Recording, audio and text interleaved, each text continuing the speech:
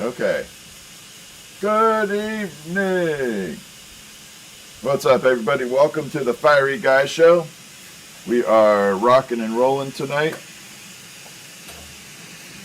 Here we go. We're going to be using some colors from the 1980s. Some of this stuff is probably older than you guys are. There ain't nothing wrong with that. There's some old chunky monkey stuff. And nothing wrong with it at all. It's just old. What's up, Joyce? Alright, here we go. So we're going to be rocking the 1980s glass. Let me cover a little bit of what we're going to be doing. We're going to grab some of this here. This color here is called green gold. It is a one-off color that was produced by accident. And it does some amazing stuff. I'm going to grab a little bit of it here because it's all in short rods. Make sure we got it all here. Yeah, a little bit more there. I want the greenish version. Oh, come on now. So I'll show you this color. I actually have to remove my glasses for this. A little bit there, a little bit there. We're going to be going through a whole slew of old color. And a lot of questions I get is does the color ever go bad? No, color doesn't actually go bad. It is just color. It stays the way it is. It doesn't go bad. But for tonight, we're going to be showing you that property. So let me start off with the first color. I'll show you its brief version here. This is called green gold because it does have a greenish hue to it and it is a golden color. So it's a little odd. It's a funky color. We're going to go ahead and start with that one. We're going to start with green gold tonight. And we're going to make our first unicorn head, which is what we're doing tonight. I'll show you the unicorn head before we go too far.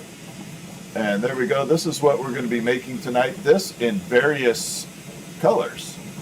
So tonight we're going to be making this little guy in various colors, just to show you the property of old glass. Okay, let's go. We don't have to worry about too much. We are going to have to punty this up a little.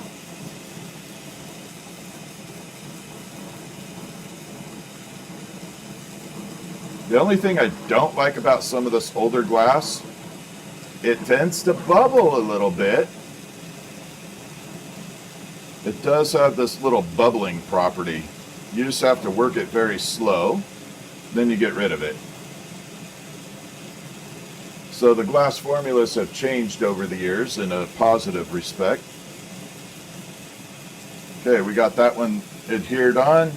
Let me make sure I got black readily available, because we do need that for the eyeballs though. No, that is blue-green. We need black. And there's our black.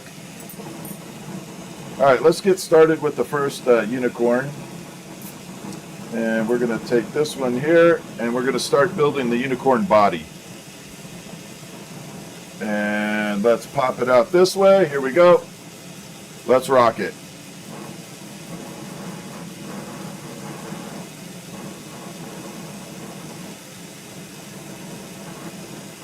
And here we go. So, as I was saying, this glass is a little bit bubbly at first. The formulas have changed over the years. So this was, I think the year I got this one was 1993. But it was produced in, I think, 86 or 80, no, not 80, 93, I think 89. So this one was produced about 1989. And it was a rare one-off batch.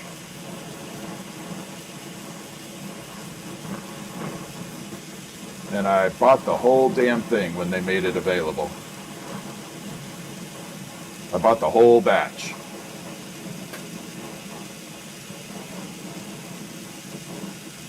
But it does tend to bubble up a little. That part I don't like.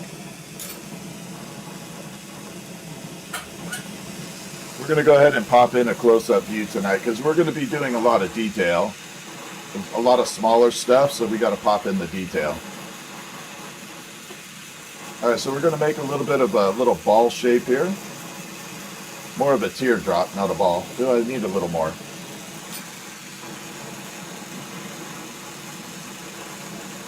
Not quite enough there.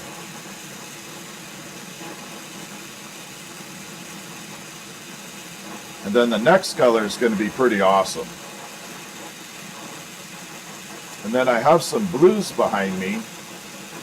And unfortunately, when my dad passed away, his glass collection, he did not mark his colors.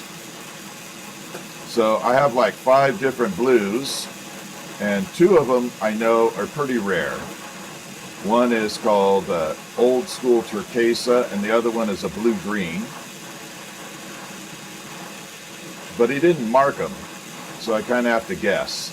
So we're going to do an experiment on each rod, check it to see what it is before we make it into a unicorn head. Alright, let me bring this over so you can kind of see what's happening. So this is the green gold color right there. But look at the tip now. See how it went completely clear? This is one of those striking colors.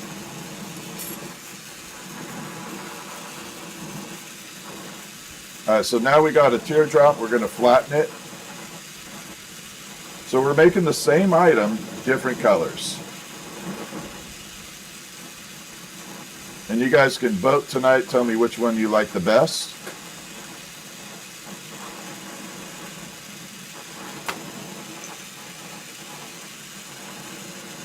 Alright, here we go. We're going to flatten it out now.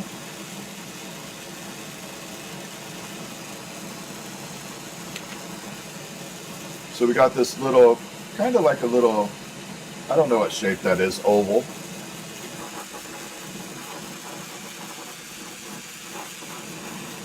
And we're going to grab this other bit of green gold and we're going to stretch this out.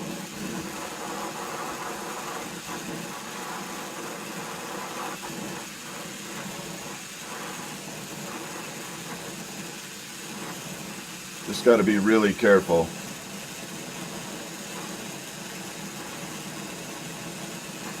Got to be careful how I stretch this. I don't want to bubble it up.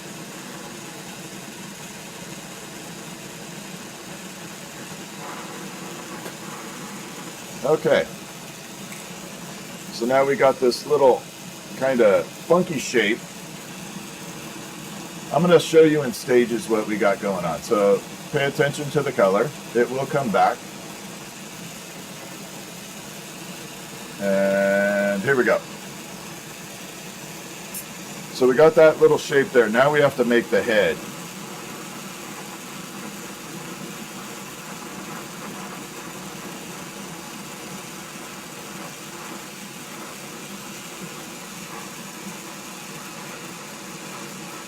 Ooh, man, this is weird working with this stuff. It's been a long time.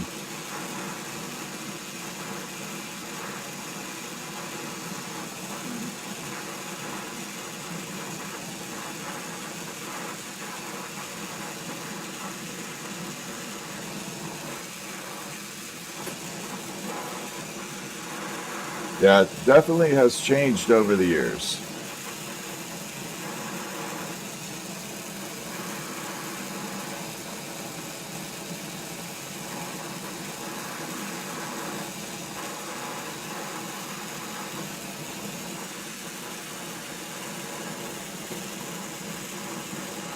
And there we go. We got the start of the head going.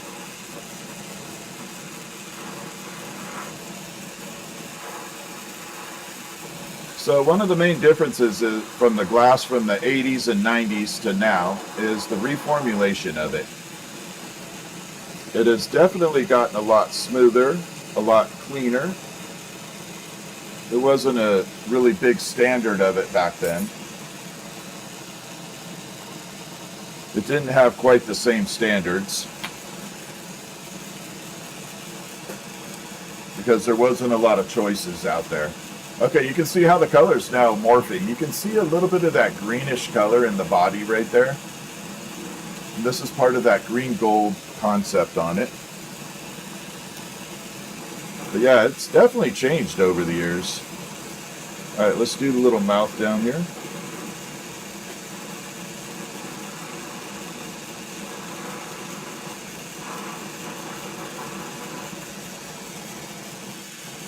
Then we got to put the little nostrils.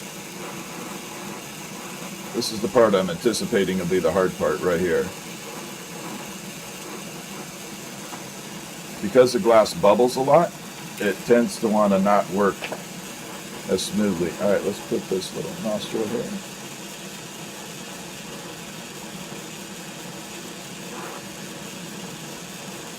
Little horsey nostril.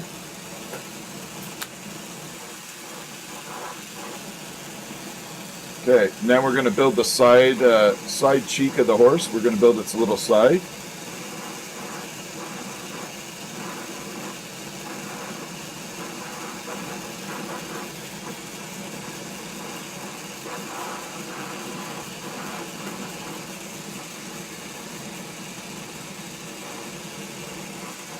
Of course, I chose one of the hardest colors to try and work on tonight, right off the bat.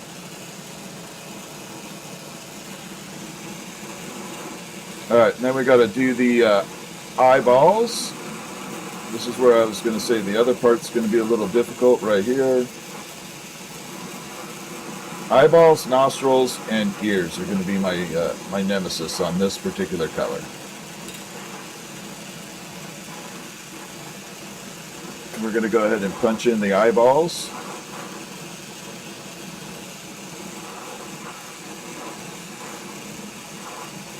But hopefully we get an awesome looking little unicorn horse head. I'm hoping. So there we are so far. So now we got the head formed up. Now notice where the eyeballs are, it's all clear again. And we're still not all the way where I want to be, but we'll work on it.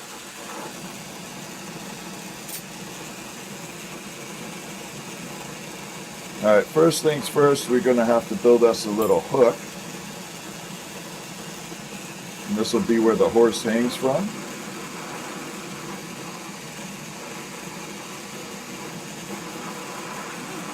Or the unicorn.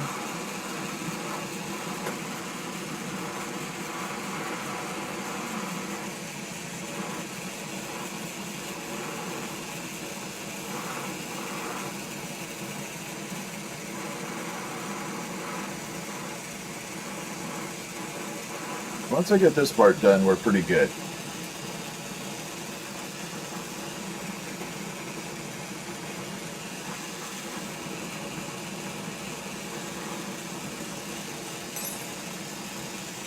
Definitely a difference in quality over the years. It's kind of like a little wake-up call to appreciate all the rest of the glass. Now let me get this blended in, and then I'll show you. So we're getting there. So we got the little hook for the unicorn head. You can see the color's starting to change though.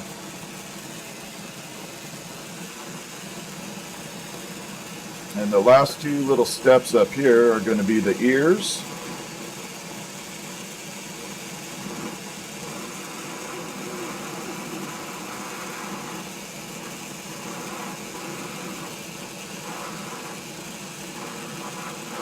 Oh, that's not easy. That's ooey gooey.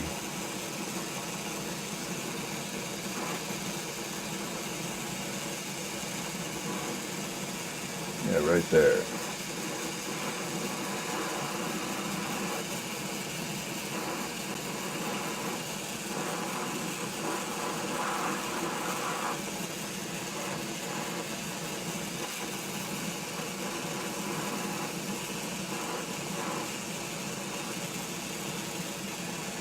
I got the ears on there. Let's blend it all in.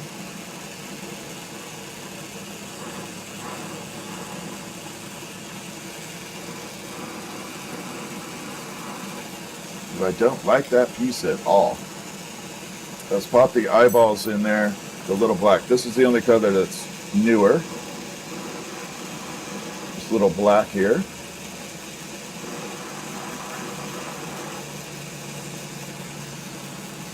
Okay, next step, we got to make a unicorn horn.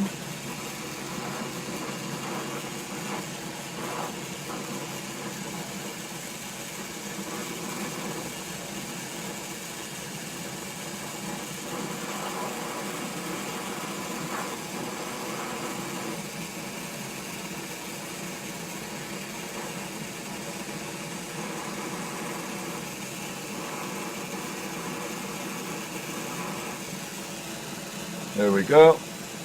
So we got the horn on there. Let's polish this up a little. Get it to blend.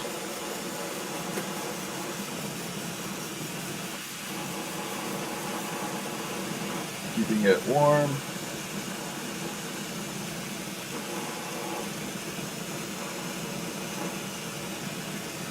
And all we have to do is add the back main. So now we're starting to get some of that color really popping out. Now I'll show you with the flashlight in just a little bit. Give me a few minutes to work with it, but let's get this horsey mane on here.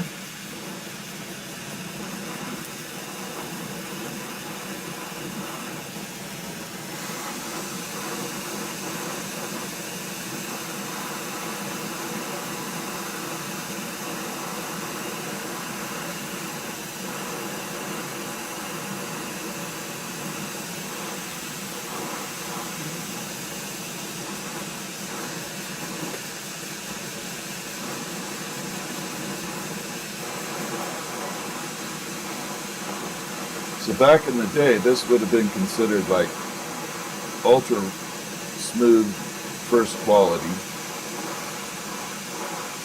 Today, this does not qualify for that. This glass would be rejected.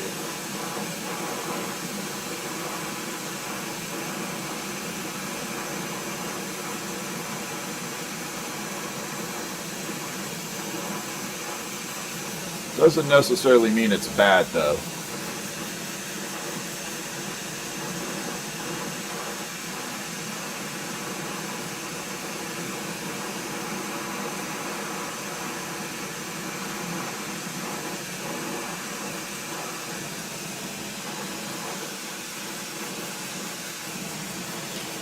Okay, let's get everything blended in.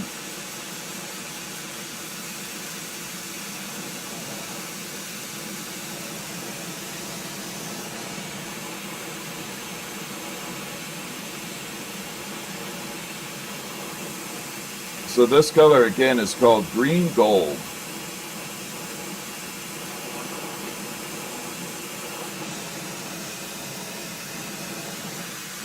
It technically didn't really have a number associated with it. Normally North Star Glassworks numbers all their glass, but this one didn't even have a number to it.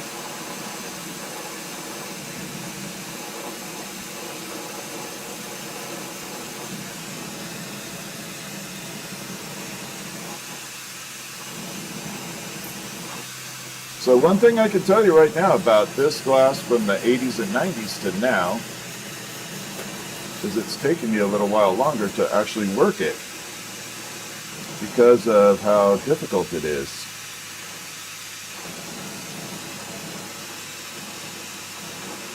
And we're going to bring this down just a little, like that.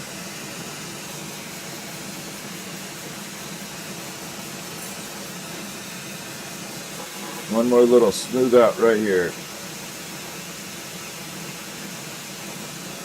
I do like it though. This color is kind of cool. Man, it's got a little stretch mark here. I may actually have to get borax out. In fact, I'm going to.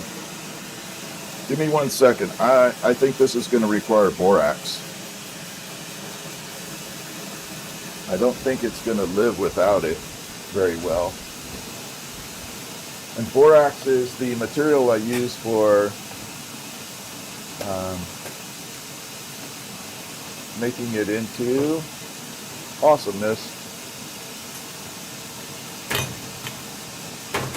Okay, we got that there. I don't know if I have a lot of it here.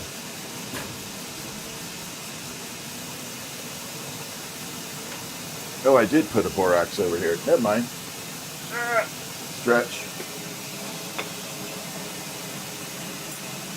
Let's park this in the kiln for a second.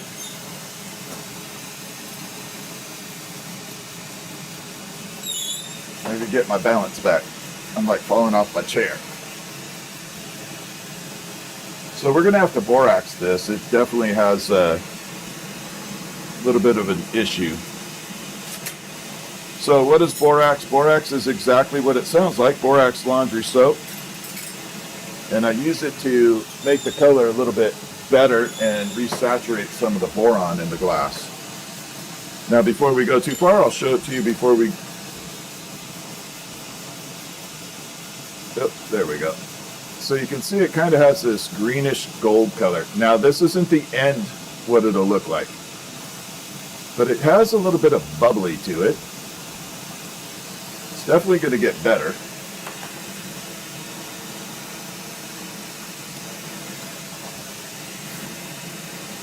Let's go ahead and add that borax in there. And I just had a borax rod and I set it down. There we go.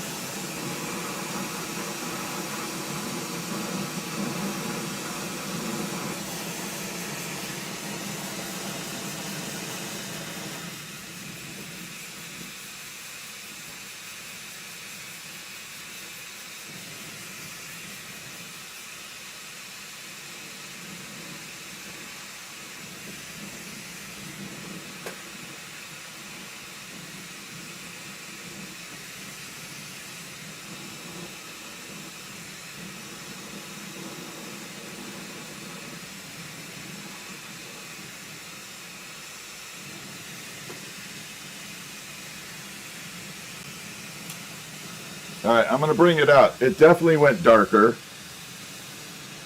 You can see here it went super dark. And now it's starting to get that greenish gold color coming out of it. We're starting to get some of that color. Got one little spot here that I do not like though. This is where the borax really comes in.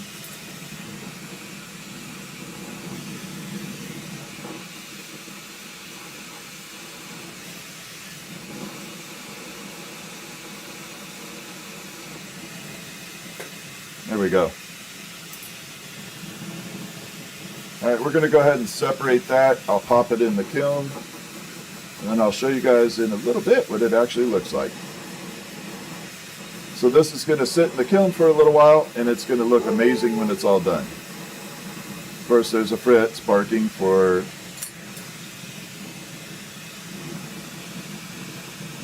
Let me pop this out here just for a temporary moment.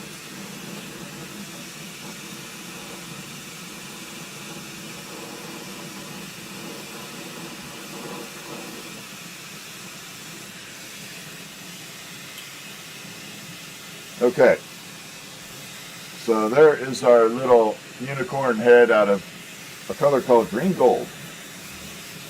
We're going to park it way in the back of the kiln, kind of.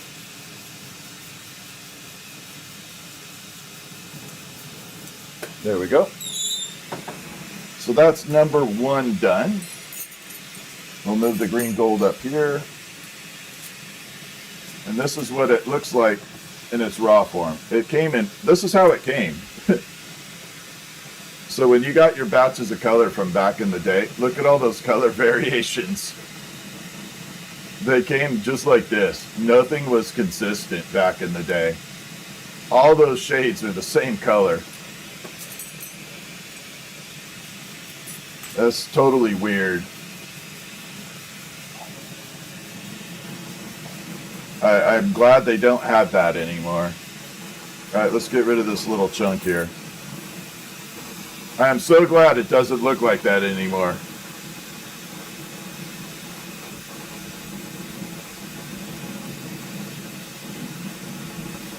Alright, let's get this little chunk pulled off. But can you imagine trying to Can you imagine if you were new to glass and you just got that batch of glass? You ordered one color and then this came in. Can you imagine if you were brand new to glass blowing and they ordered one color and you got this? You wouldn't know what you were doing. Look at how it turns kind of blue up there, that little blue part of it. That was the confusing part back in the day. Okay, I set several colors off to the side. This next one we're going to do, here we are. This is a really pretty greenish turquoisey color. So we're going to use this one next.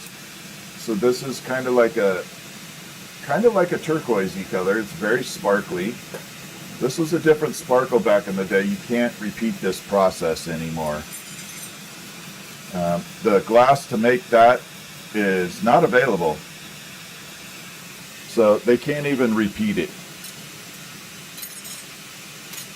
Corning owns the patent on it, and they have not shared it with anybody. On the core. So yeah, you can't make it anymore. But it's a beautiful color. We're going to make a unicorn head out of it.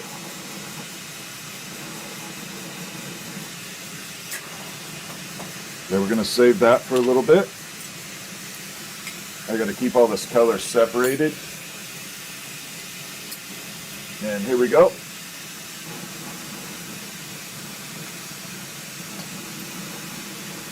This color is going to be amazing. Now, it won't change colors too much. It's just going to be beautiful as is.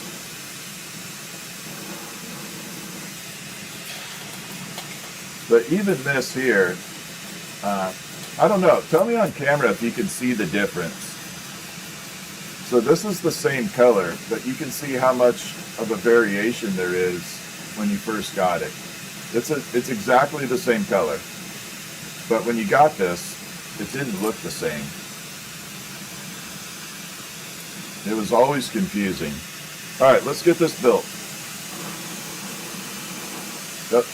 Yeah, I'm on the right view.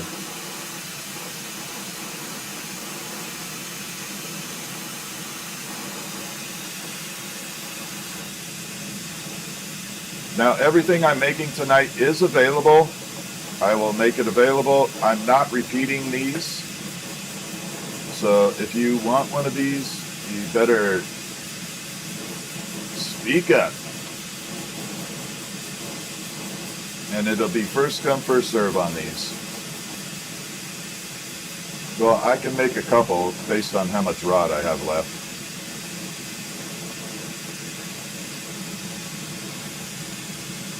But this glass is uber rare, not available, can't be made anymore. But I thought I'd show you guys what goes on with it. A little glass history here.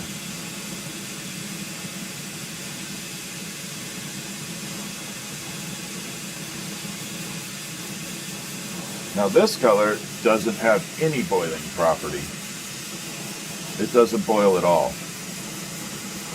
Same era, same combination of, same time frame, just a totally different formula.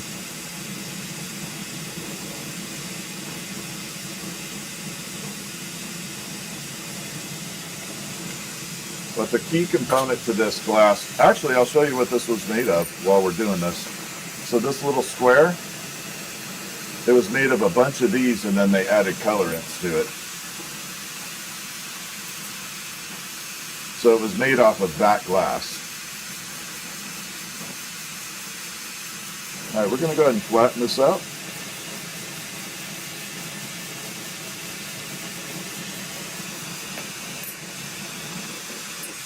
Then we're going to pull it to that unicorn shape.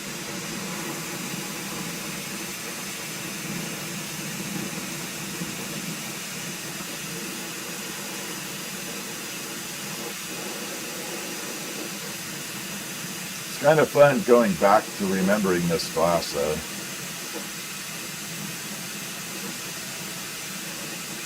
Some of these colors were so amazing.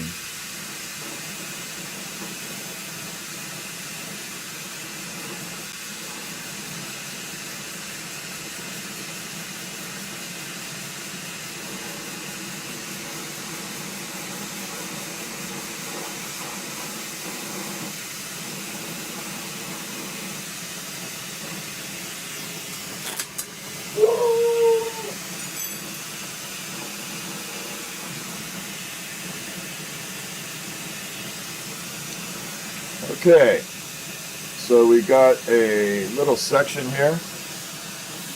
I'll see if you can tell me if you can see this color popping out. Oh, there's a little striation of color in there, but it's a little shimmer. Notice it's a different kind of sparkle to it. It's this really pretty blue-green turquoisey color. And we're going to go ahead and build the head real quick.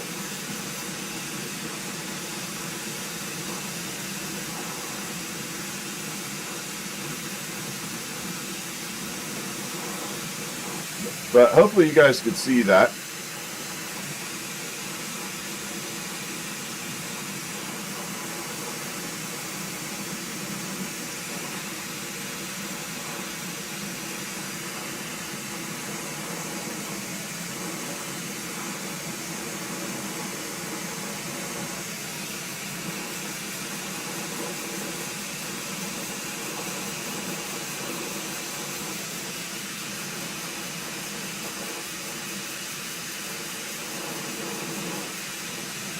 And all that smoothed in.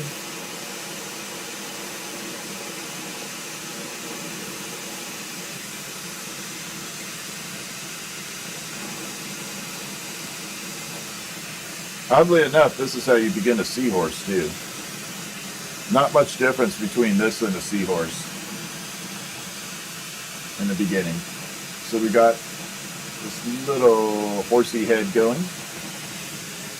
This is like the beginning of a seahorse.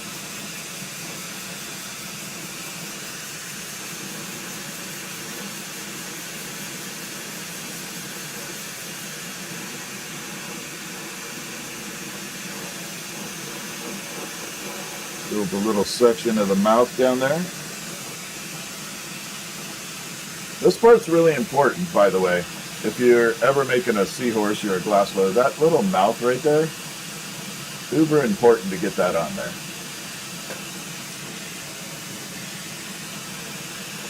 It'll totally ruin your piece if you don't. Alright, we're going to use the thinner version. We're going to start building the nostrils.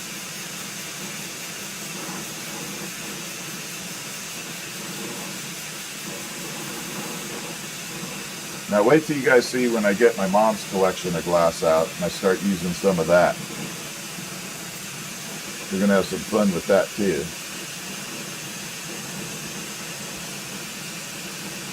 So my mother and father were both lamp workers. My mom was the premier lamp worker in the family. She's the one that taught my dad and myself. They ended up getting a divorce and he continued on with his career. But she very much accelerated in it.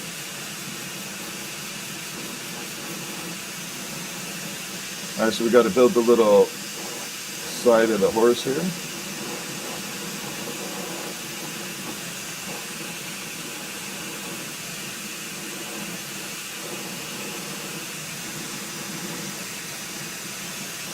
We're going to pop the eyeballs on.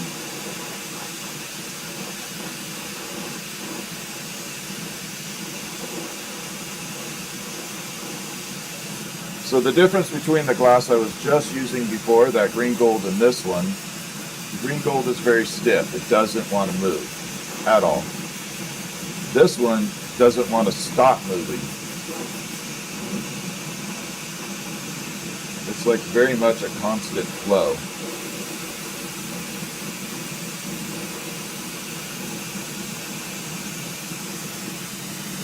All right, we got the eyeballs in there.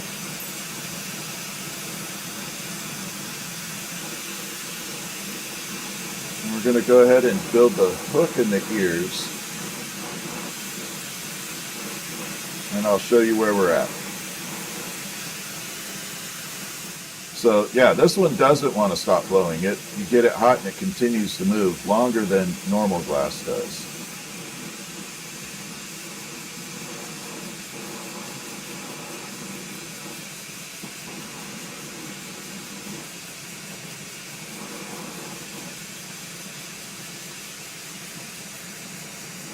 The beauty of this one always moving is I have a little more freedom to navigate it a little better.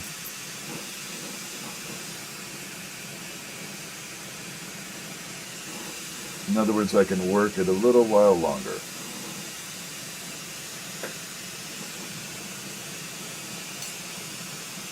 And we're going to go ahead and smooth it out.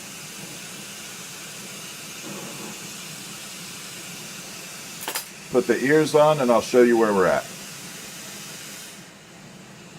Oh, the ears and horn. Never mind.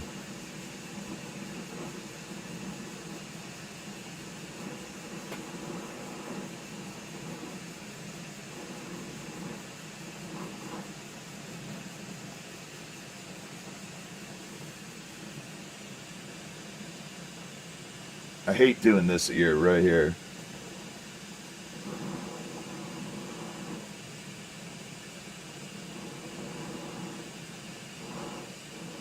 It always feels odd. All right, let's get the horn on there.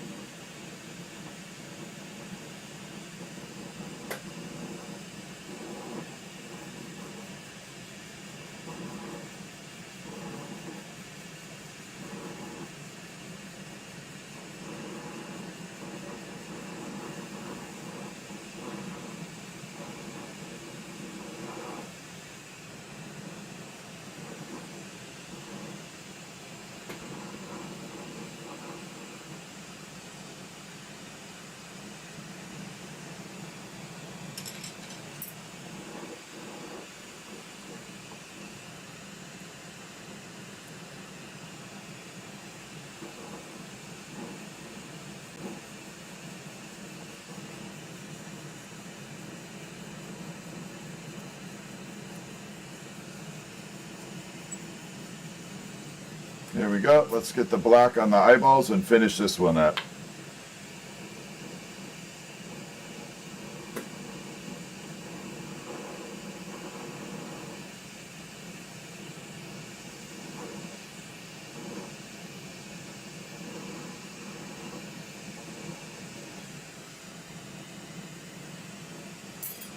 All right, we're going to warm it up a little, keep it hot.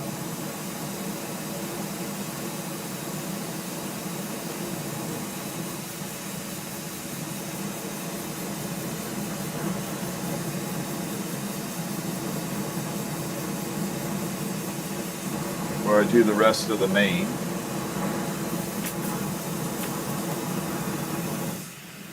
All right, let's bring it out. I'll show you where we're at with it. You can see those colors really popping out right now. This is kind of the color it will be. It's not going to really change. We may put some borax on it and try that. All right, let's build the rest of the main out.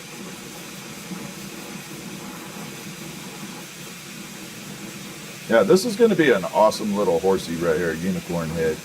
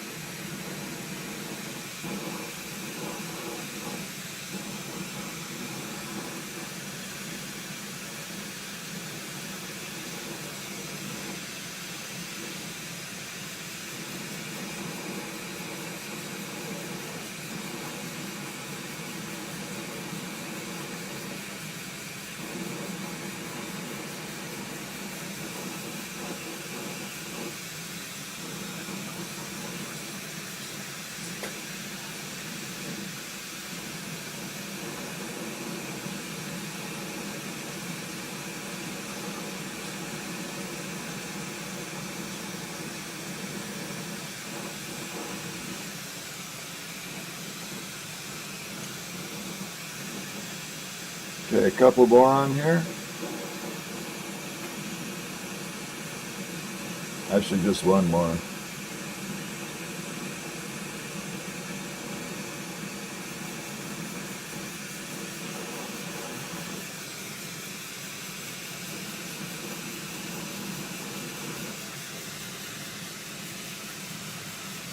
Okay, got that done. Let's go ahead and pull the head down. So I like tilting it down a little.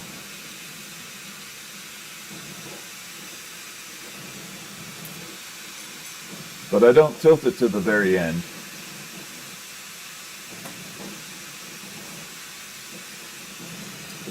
Went a little crazy there.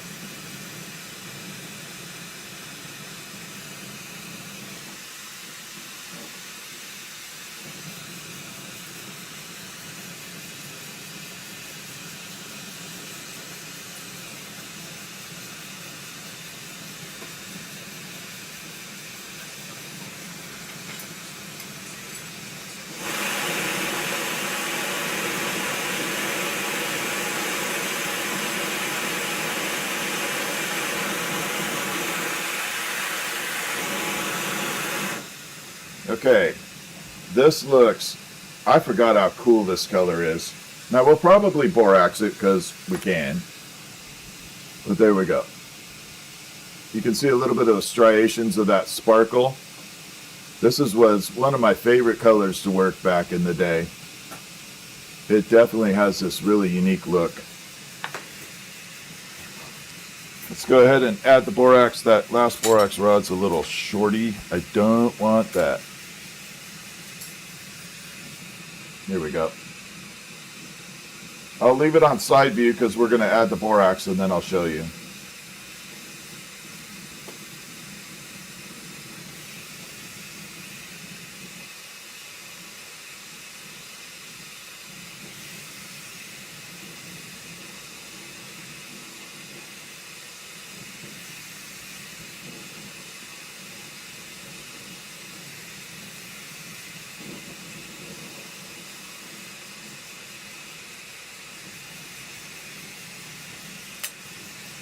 And we'll bring it out for the last time and then I'll finish it off. And there we go. Oh, it enhances sparkle a little bit. But that is definitely one of my, that's my old go-to color right there. That was a cool, this was one of my favorites. I got like 5 pounds of it left, 4 or 5 pounds of it. I cherish it. Although I can't hold on to it forever.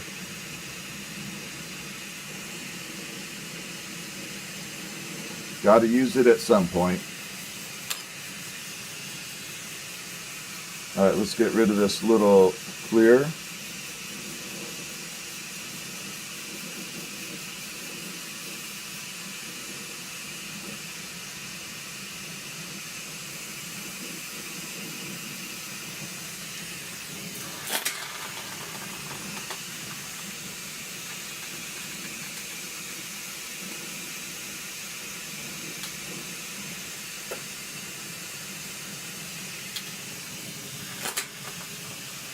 And there we go. Man, I love this color. I forgot how amazing it is.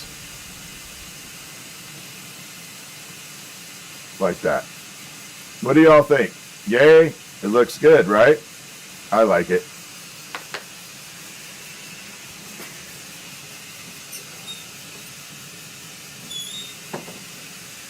Okay, I need a glove. I gotta park those way in the back.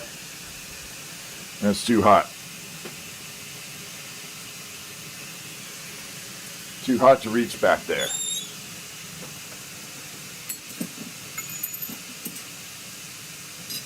I got these mushrooms from the other day I got to finish off.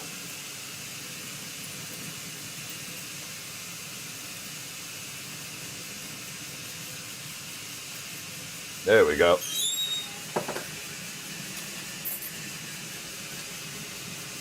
So that is it technically was called teal, but they messed up on it and they called it like super sparkle teal. So it was not a color that was produced as well. But what do y'all think? Was that one a good one? Yay or nay? I like it.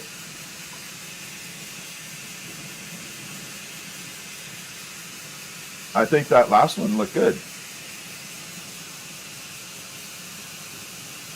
Okay, I just got to make sure we're lined up with all the color.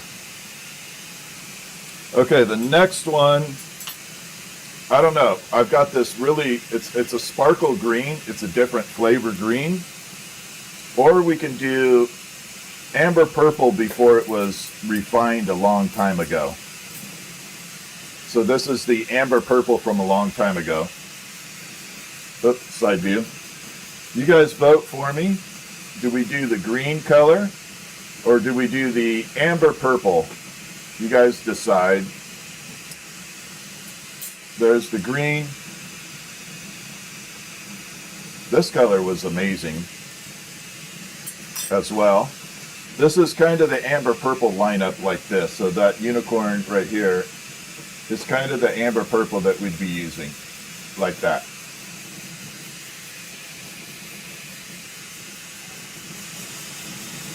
So I'll let you guys vote while I'm trimming this up.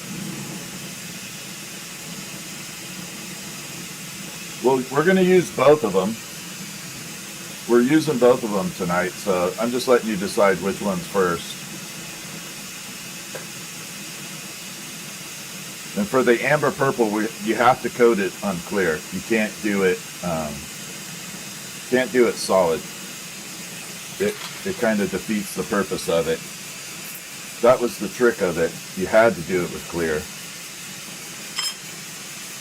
There was no getting around it. So I'll show you another little fun fact while you guys are deciding. So this is what you call a flash fracture. You can see that little crack right there. So if the flame hits the glass just temporarily for just a second, it creates those little flash cracks. And you tap it and they come right off.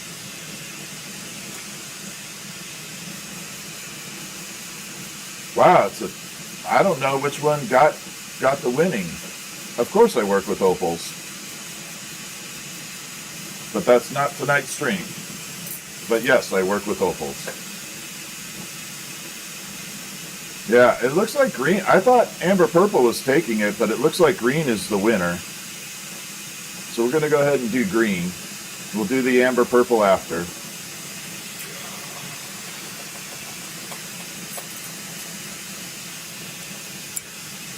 Yeah, this green, so I want you to take a look at it right now. It will have a little bit of a secondary color to it. If I remember correctly, this has like a little secondary color to it. I don't remember what it was, 100%. But it does, if I remember right, it has a little funkiness to it. Not a bad thing. Tonight is using 1980s and 90s old retired colors and making unicorn heads. I'm just kind of telling people how we had color back in the day. Alright, let's get this green done. So this color was made by Glass Alchemy.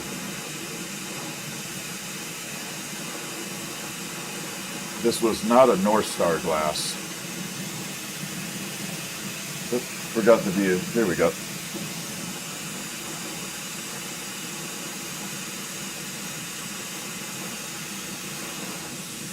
So this was a Glass Alchemy color. And I don't remember the name of it. But it was their first attempt at making sparkly colors.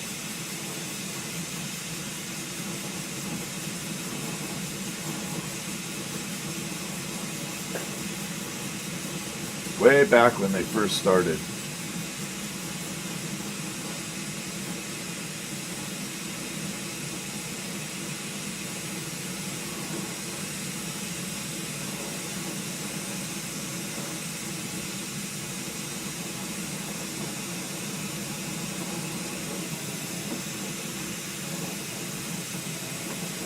going to have to attach a secondary rod to this. It's getting too short. Use this one.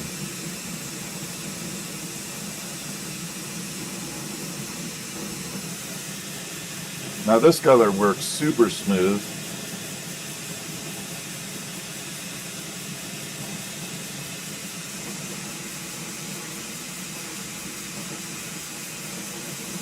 All right, let's get it done. Yeah, this was back, so this color company started a lot, I'm trying to remember the exact year. I can't remember their first production batch. But when they first started, their glass was absolutely amazing. And then over the years, it got crappy. But their very first batches of glass were amazingly good. And then it's like the quality went to crap.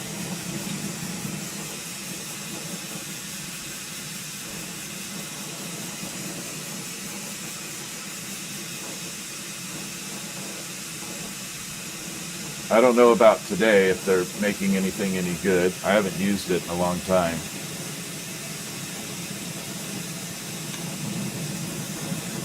All right, there's our little oval.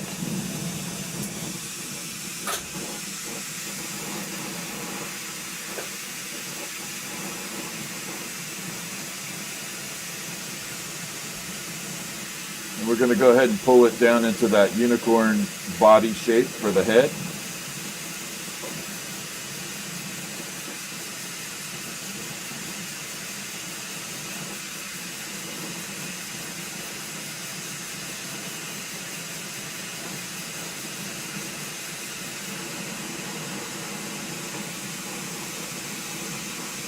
There we go.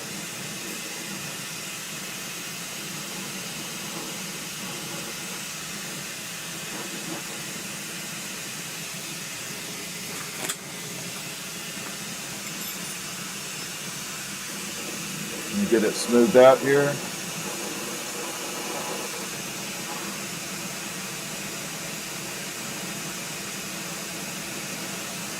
All right, so every color has a little different look when it's worked a little. So hopefully we get a little glimpse into it. See how it's got a little bit of like striation, like a blue? That's it. It turns a little blue in it. You're going to see a little hint of blue. That was it. See on the bottom? We got that blue color starting to pop in. That's what it did. I couldn't remember.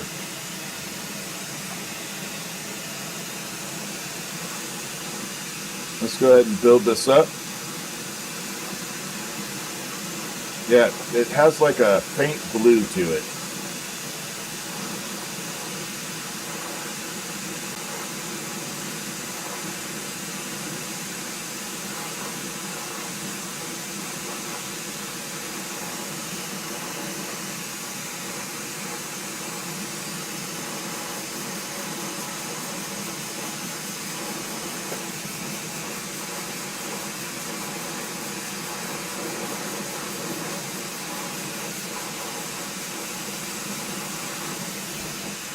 Now we're going to smooth all that out.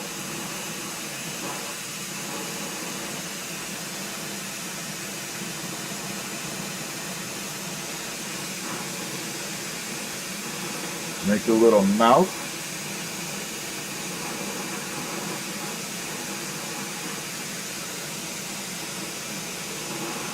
Nostrils.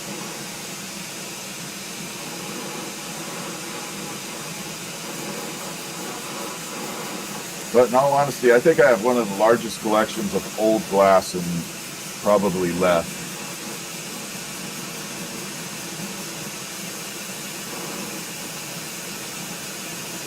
Like colors you can't get anymore.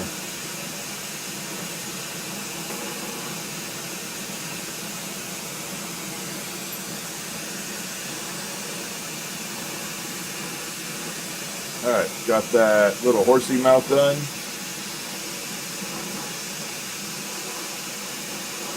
Build the side of the horse up. Or unicorn. I keep saying horse.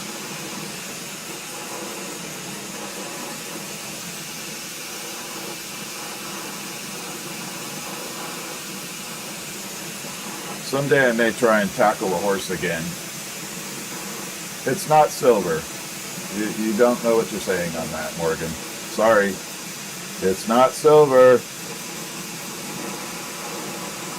All right, there we go. There's an eyeball.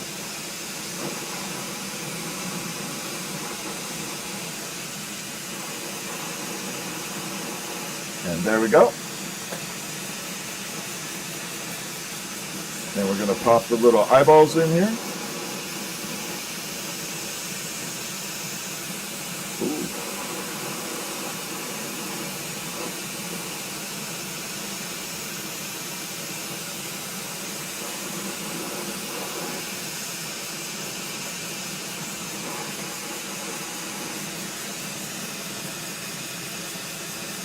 Okay, we're looking good.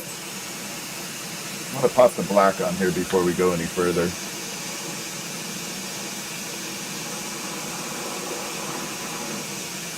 Get the little pupils done ahead of time. There we go.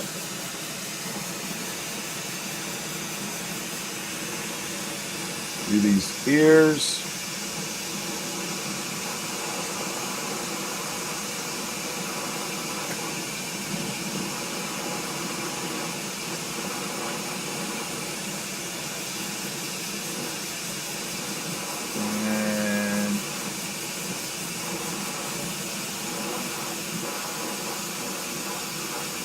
There we go.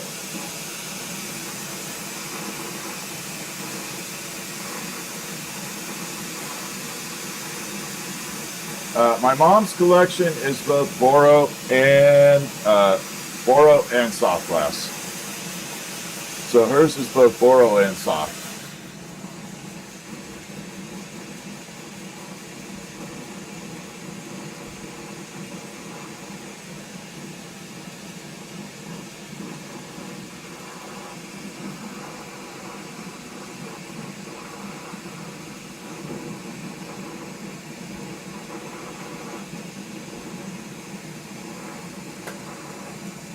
I think I'm barely going to have enough to finish this with this. Wow. I'm barely going to have enough. Thank you for that super chat, by the way. Easy to read.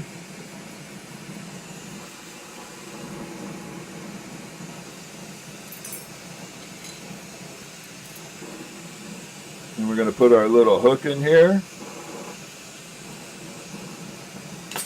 And the unicorn horn.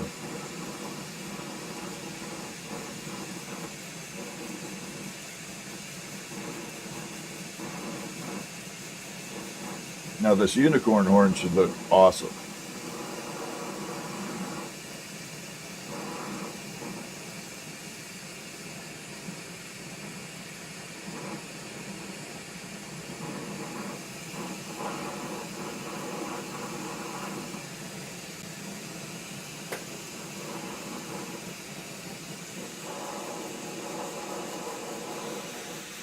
Now let me get it warmed up. And I'll show you where we're at.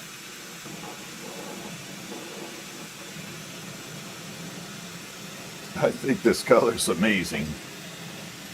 I don't have a lot of this left.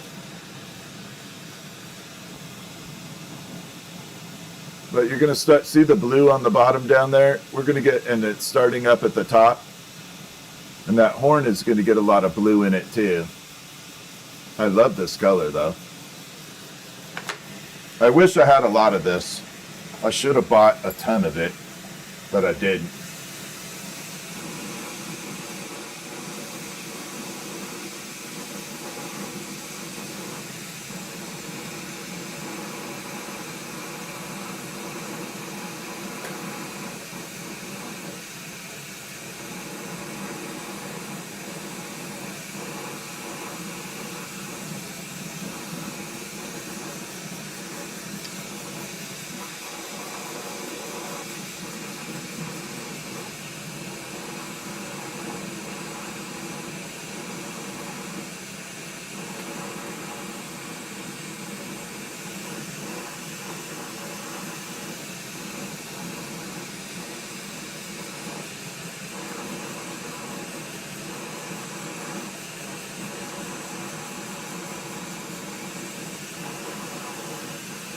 I gotta pull these down a little bit.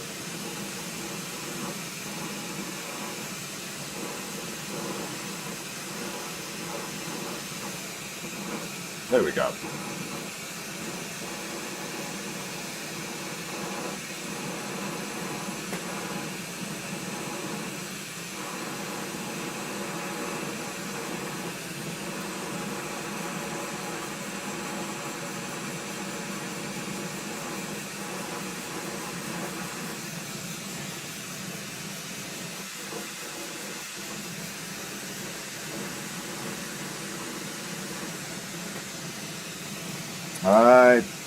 I think this is one of my favorites.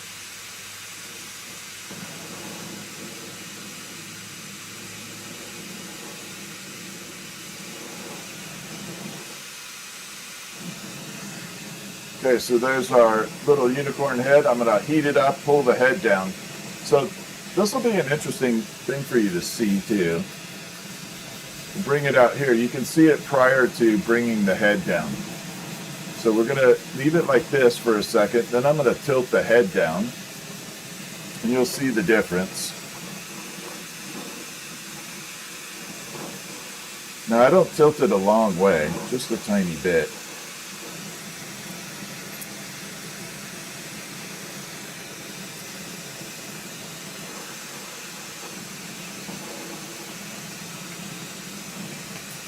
There. So there, we just tilt it down just a tiny little bit, and we get that. I think it looks a little better that way. Me personally. All right, I got to do my TikTok captcha. Hold on. What's up, Christy? All right, let's go ahead and borax this and see what it does.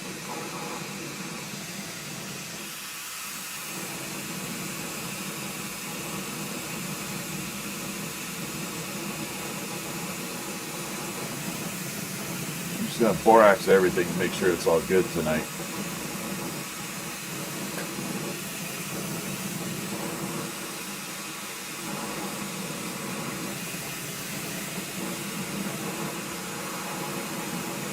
Ooh, it's bringing out the blue. I can already see it.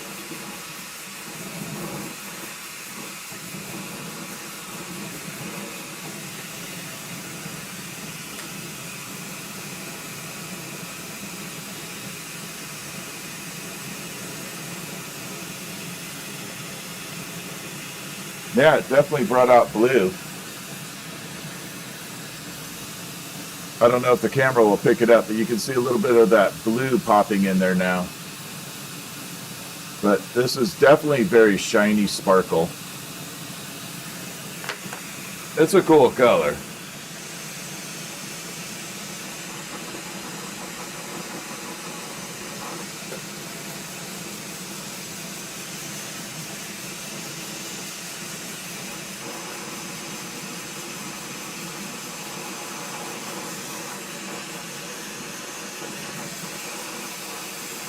And the next color we're going to do is Old Amber Purple. Actually, I think it's double Amber Purple, to be honest.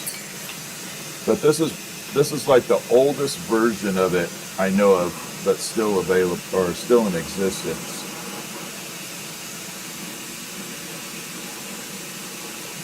This was like the original formula before any reformulation.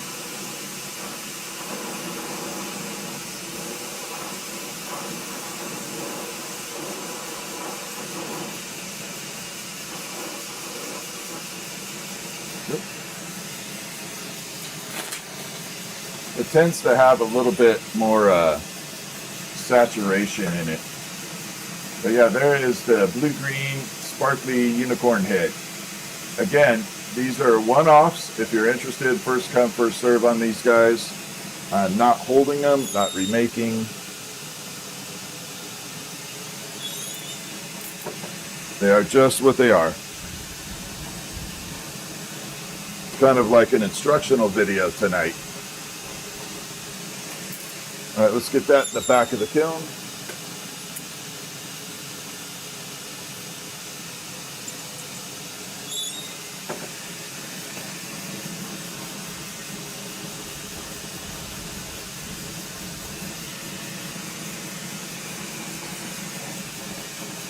Okay, so the next one is the double, I think this is double amber purple. I'm pretty sure I would bet on it. I'm trying to see, I thought I brought out a normal amber purple here to show the difference, but I don't think I did. I thought I did. Anyway, this is the color right here. So this kind of beigeish, brownish color is going to evolve into this. So we're going to get those purples and blues coming out of it.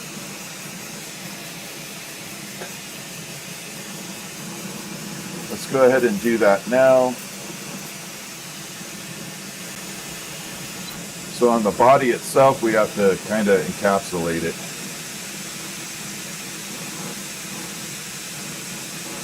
Yeah, it definitely has a little different working property to it.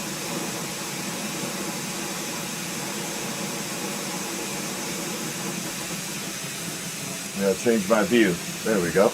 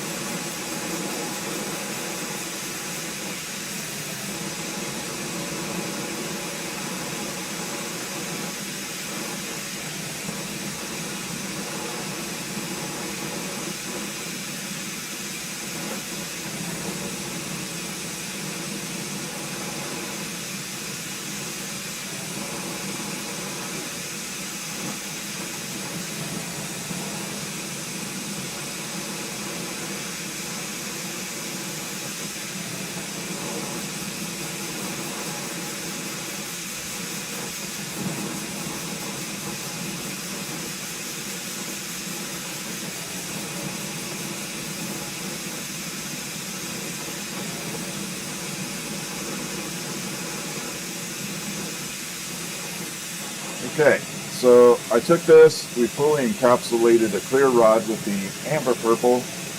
I'm just going to call it amber purple. I hate saying double all the time.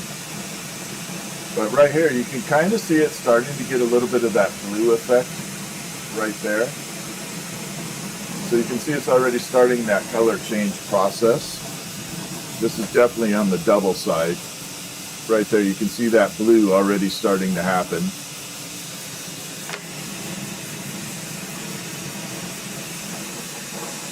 We're going to go ahead and spin it up and flatten it out. So I don't leave it all the lines running down. I do like to spin it up and kind of blend it a little.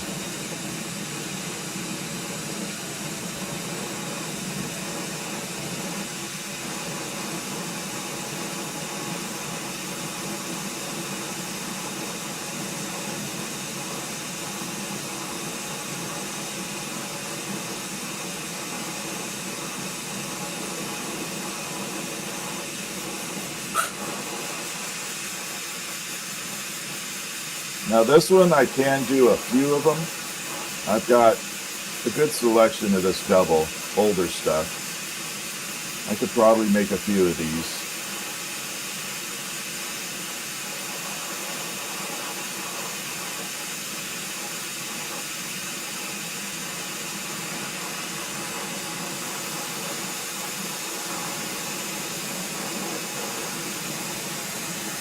And I only need to do the clear part for the body. The rest of it will use the straight raw color.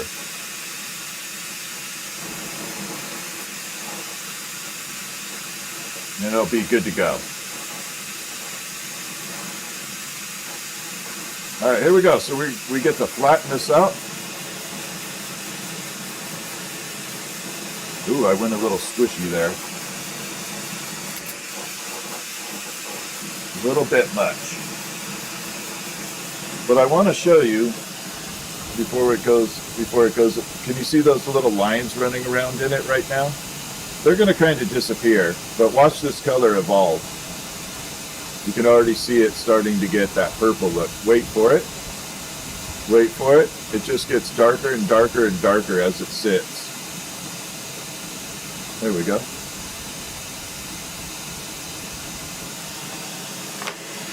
This is like an amazing color. Now this is an older batch. This is before any reformulations ever happened.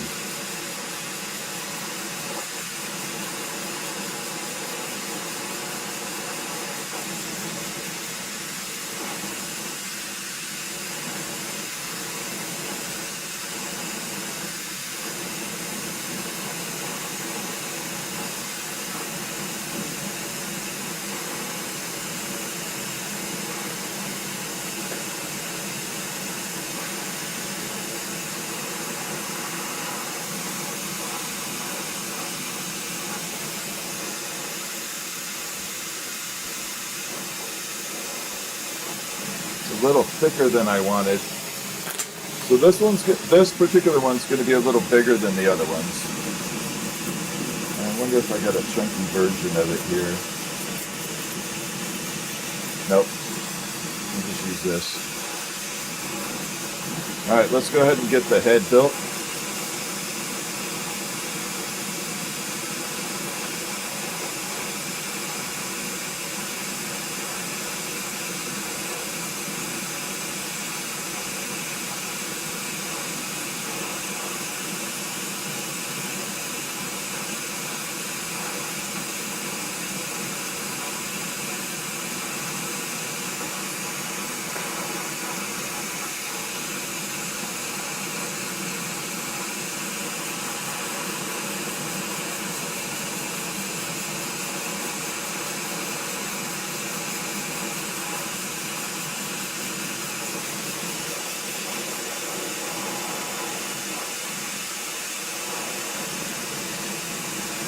I got a little cheeky over there, so I just have to balance this out.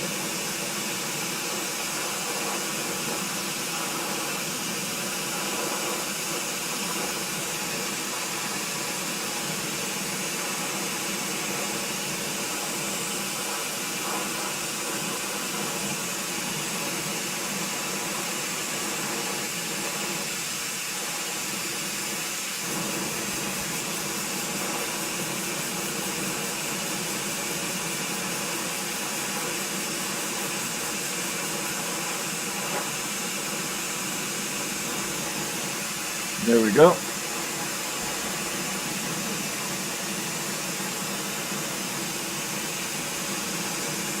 And we're going to add the little mouth.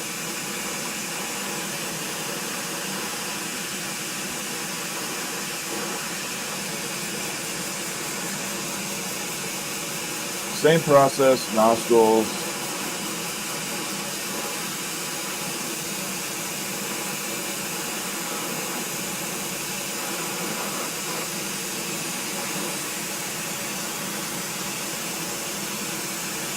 Go ahead and punch in the nostrils.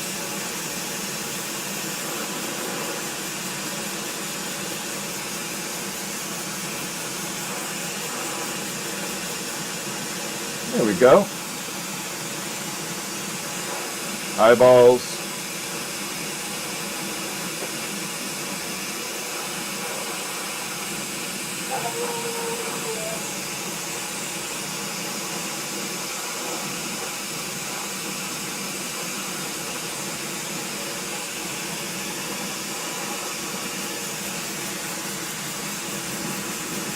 I use this little brass tool to make my eyeballs too.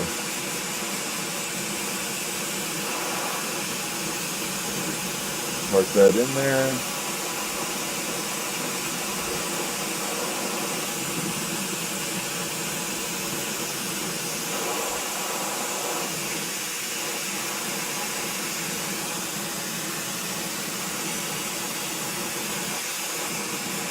I'm going to go ahead and build the mane first, the hook, and then we'll add the ears.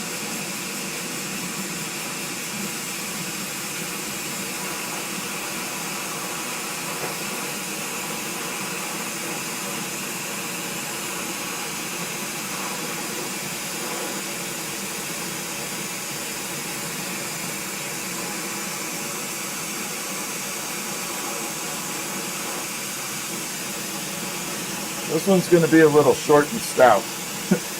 Got a little bit of chunky to it.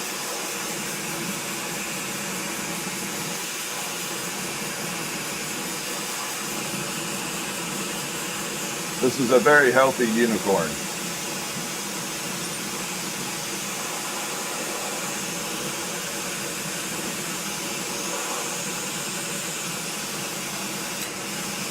Add the little detail for the eyeballs.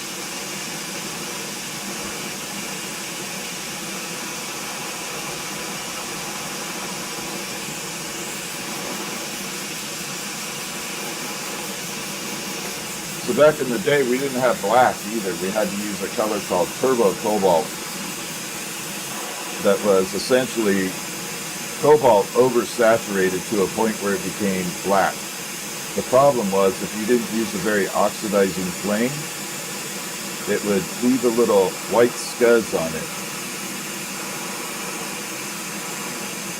It would literally look like it had white film on top of it.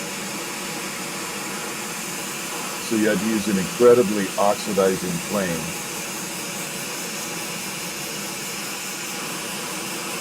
So I'm glad they got a black down finally.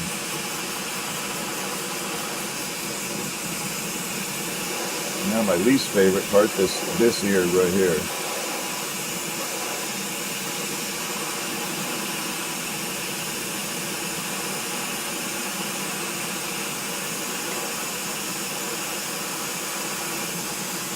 I gotta figure out how to get that ear done a little better. I don't like the angle.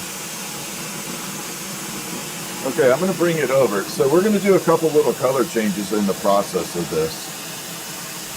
So right now you can see it's definitely got a whole lot of blues and caramels.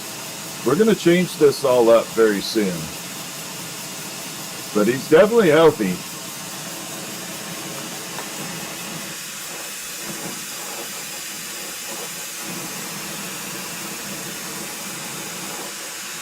In fact, I am going to pull it just a little bit. Hold on.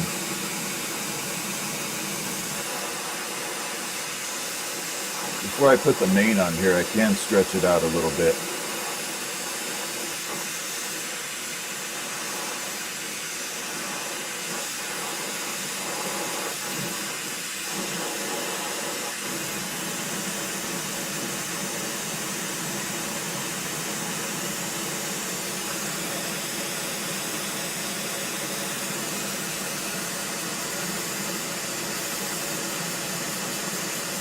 There we go.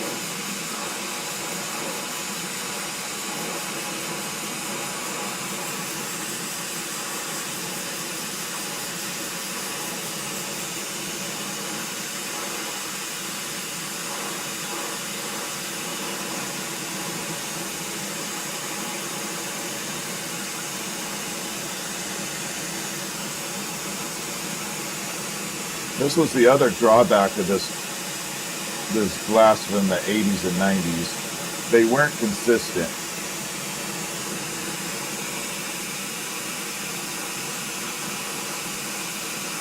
As far as sizes are concerned, you got what you got.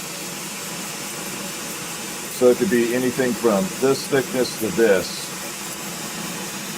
and you didn't have a choice. You either got really thick, really thin. It didn't. You just had no choice as to what you got. There was no consistency whatsoever.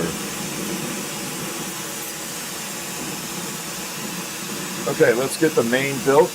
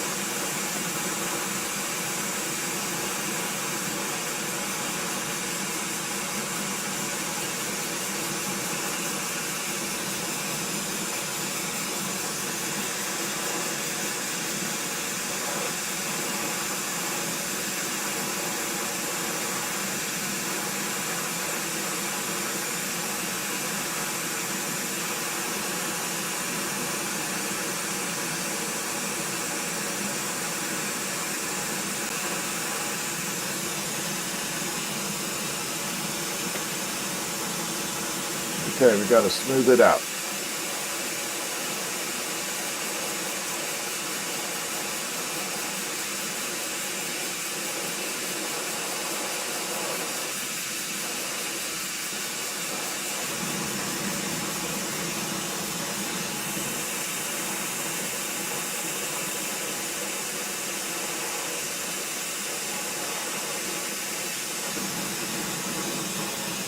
And then we're going to tilt the head.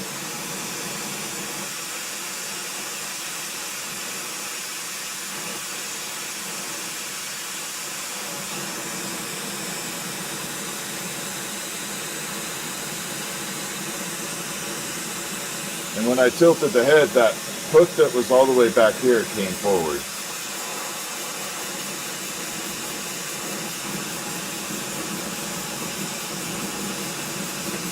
Okay, so we're going to go over a couple different things here that are kind of cool. I'm going to show you a couple different concepts of what happens here. So you can see here, it's kind of fuzzy all the way around, kind of has that haze. See that little section right there where it looks burned off and then hazy? We're going to burn that haze off most of this. So the way that happens, we got to use a very oxidizing flame.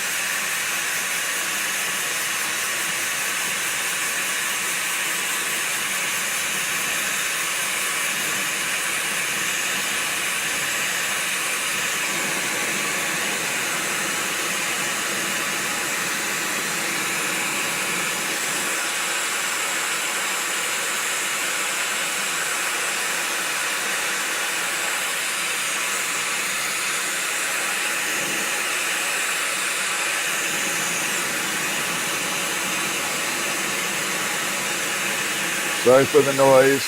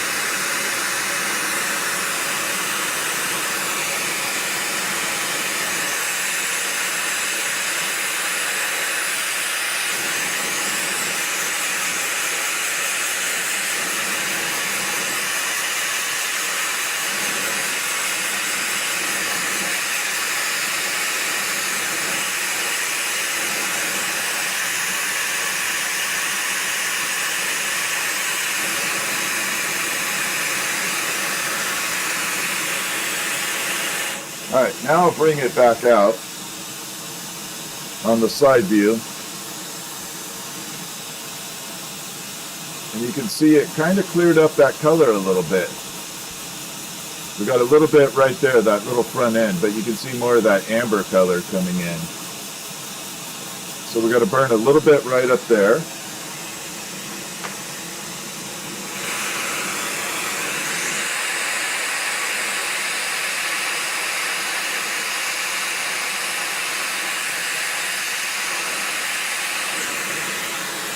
We'll bring it back out and I'll show you the difference.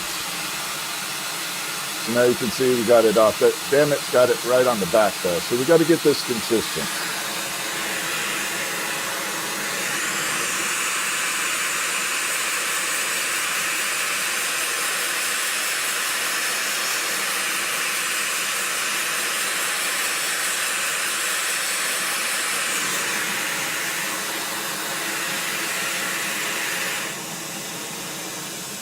And there we go. So that right there will make it 10 times better. You can see the colors all the way around it where I burnt it off. Now check out that little amp. That's what it'll turn to. So it goes from that to that.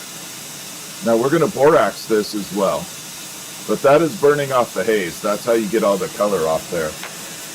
Or the haze. Now it doesn't matter if you use modern amber purple or older amber purple, the concept is identical. You want to do the same thing. It doesn't matter if it's newer or older.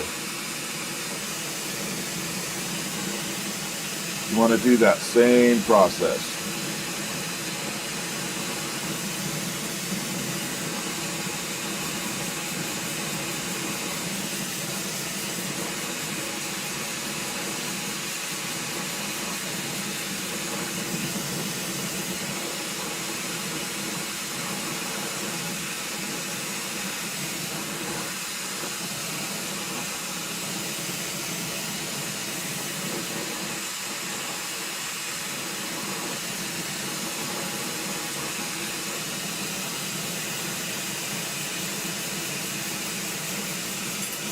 And then we'll check it out. Now you can see that purple, see how it changed that purple color right there? That's what we're starting to get out of it. And there it is, fully enhanced. So that is the beauty of that process.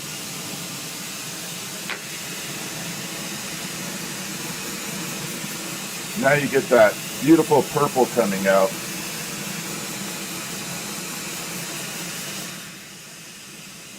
Then we just got to pull it off on the bottom.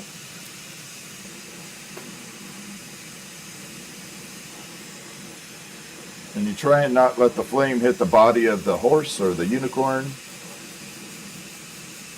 because that'll change it yet again. So I need a clearish rod. Damn it. No, we'll use this one. So I'm trying not to let the flame hit the actual body.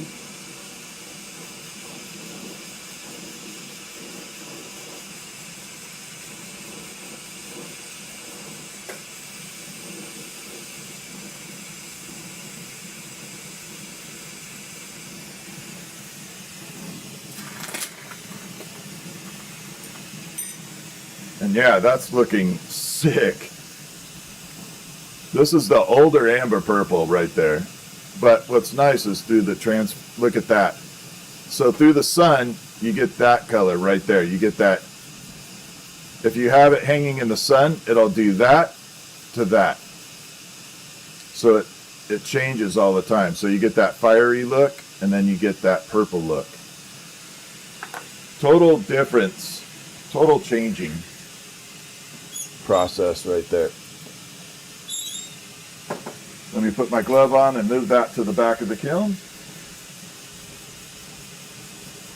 What's up, Christy? How you doing?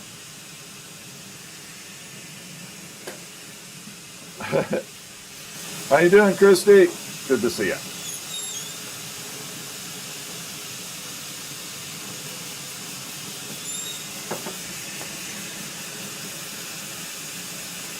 So anyway, that is the double amber purple old style. Let me grab some of these blues here, because I don't know which one's which. So I'm going to grab 1 and 2 here.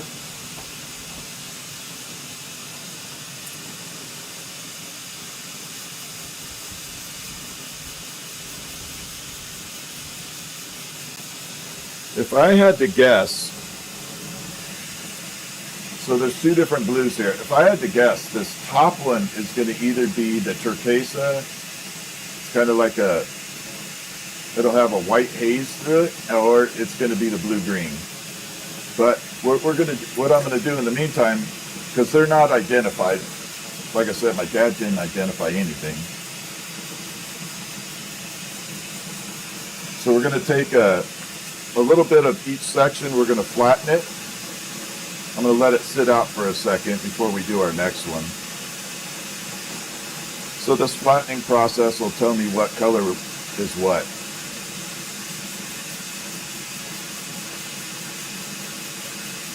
And then I can identify it.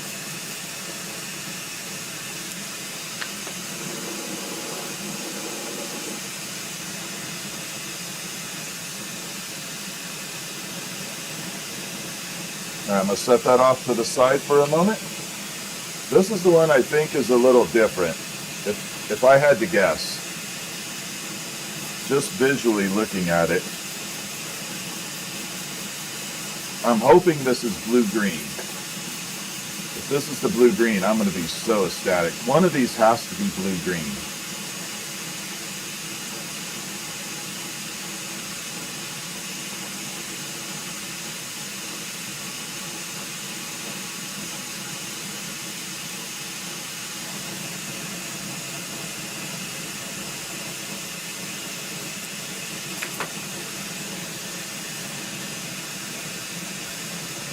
me polish that up just to make sure there's no fuzzies on it.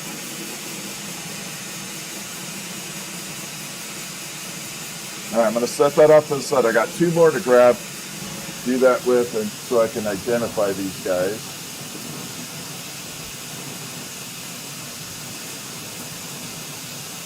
Actually, I think I got three.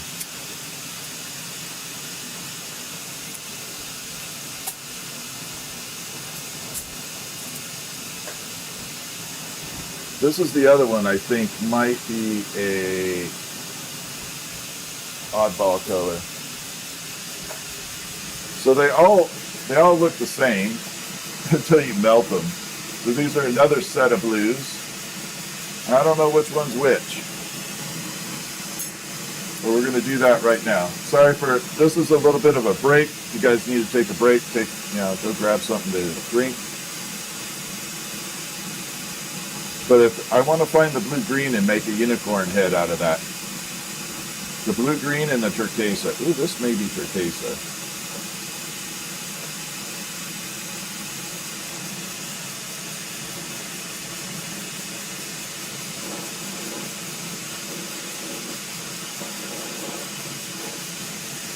Both of these blues, turquoise and blue-green, are both pretty awesome.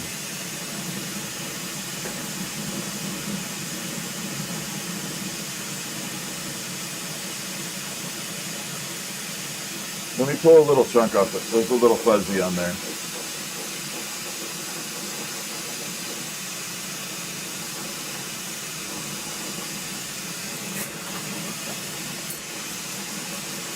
So I'm checking to see which glass this is. I'm sorry. I should have done this ahead of time, but I'm running out of time. Yep. Wrong button. There we go. Alright, we're going to grab this. I'm going to flatten it.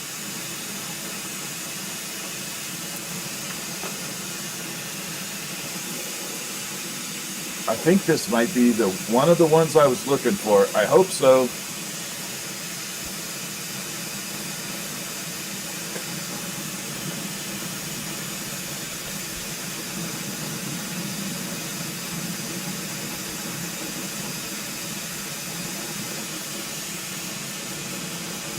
So I'll show you what I'm looking at here. It has a little bit of like a little white section going through it. It's a pretty cool color if you use it right. We're going to let that sit off to the side, melt this next one, then I got one more to do, and then we'll check everything out.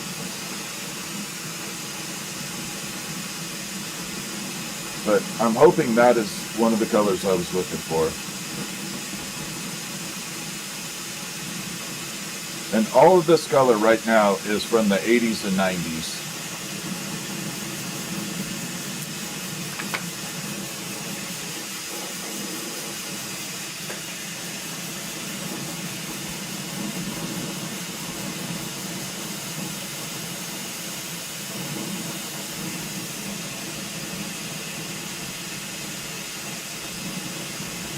I think that's just straight up cobalt. And then one more batch, way in the back here, back of the bus. This is the one I thought was blue-green. If it is, this will be the next one we do.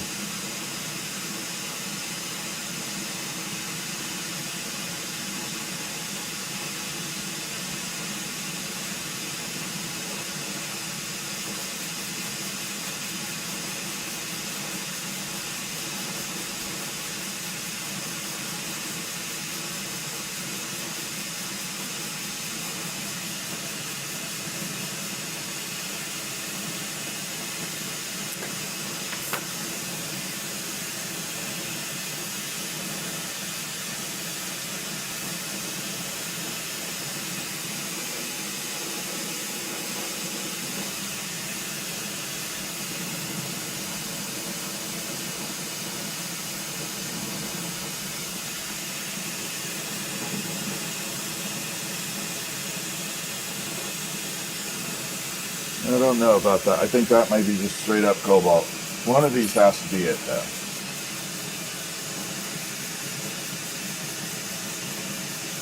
Okay, this is turquesa. This is one of the ones I was looking for. All right, I'm going to show it to you now. So we'll do this one next. I don't know if you can see, it's kind of like it's got like a little milky blue to it. Can you see that little milky blue to it?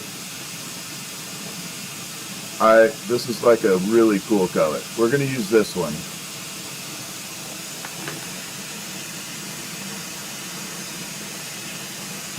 This is one of the, this will be the next one we do. I'm going to grab another rod of it.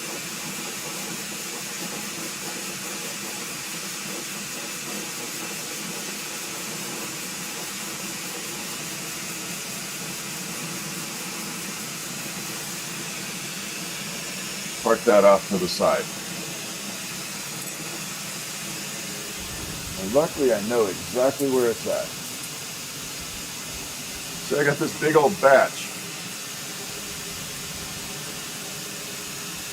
That's what I was saying. I got so much of it. I got like 30 pounds of this stuff floating around.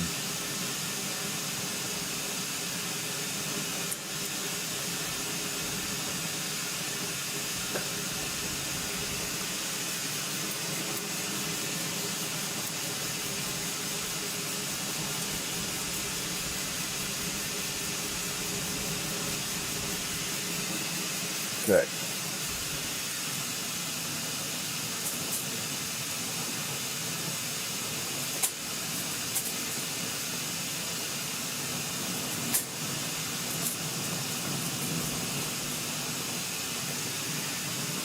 I'm trying to find the darkest version of it. I don't want the light version.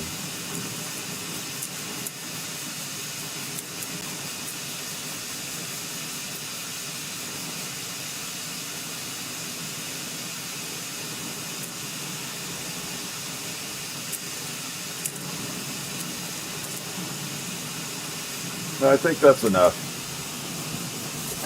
All right, let's get building this guy up.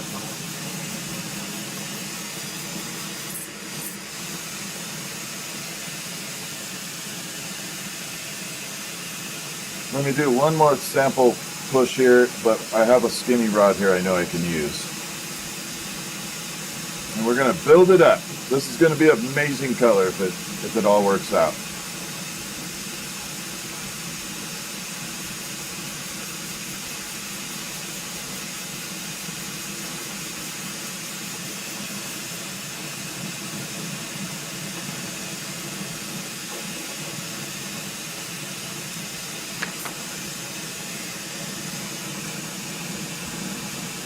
Yep, this is it.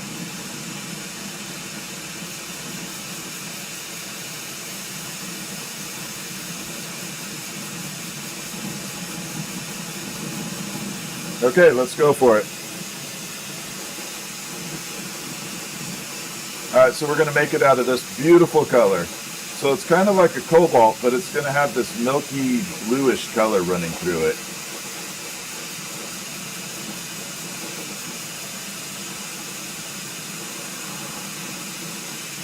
And that is an amazing process. Let's go for it. You guys ready?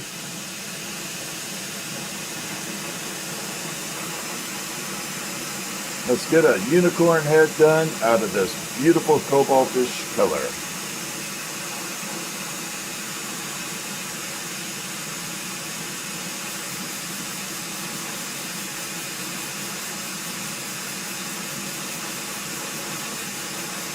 I'm hoping one of the other ones is blue-green. I really love that color, and I know one of these has to be it. So when you look at it, it looks very cobalt, but through different angles it turns green. And that's why I love it.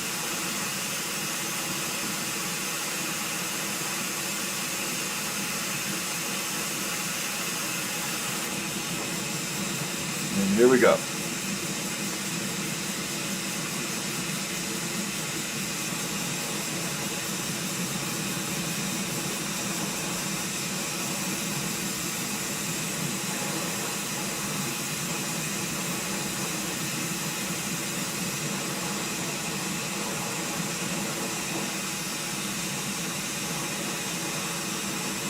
Alright, so this is going to be the unicorn head. It's going to be primarily blue, but we're hoping to get a secondary, even a third different color bouncing through it. But primary color will be cobalt.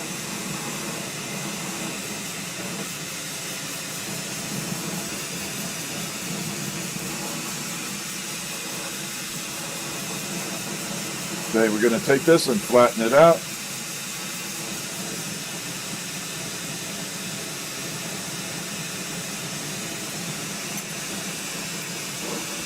And then we'll pull it down.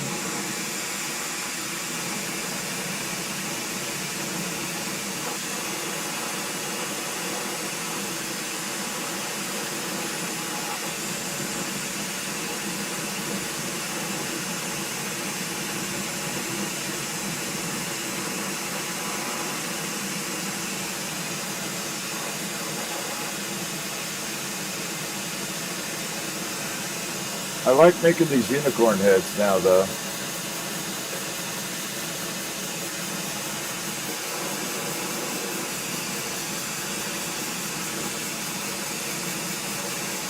Smooth out that little wrinkle right there.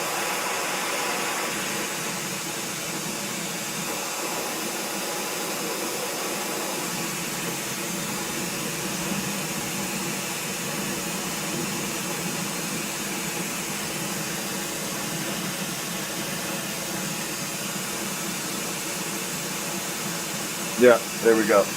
This looks good.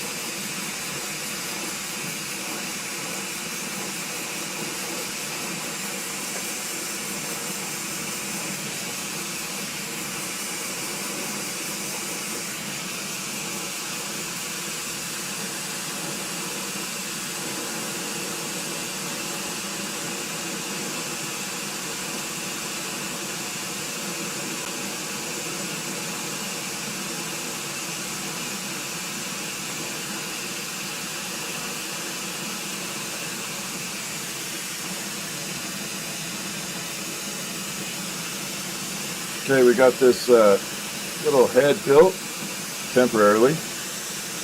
Gonna add the mouth.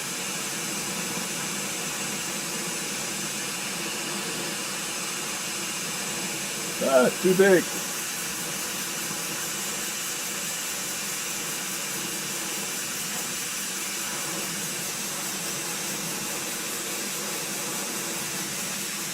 I forgot how stiff this color was.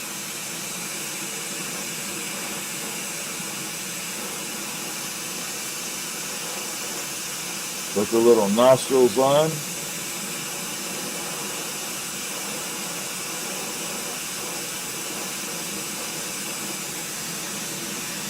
Okay, we're going to park this color off to the side over there.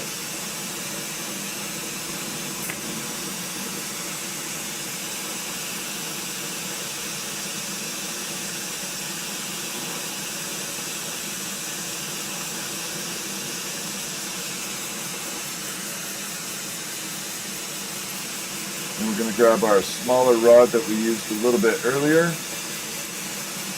Start adding the accents.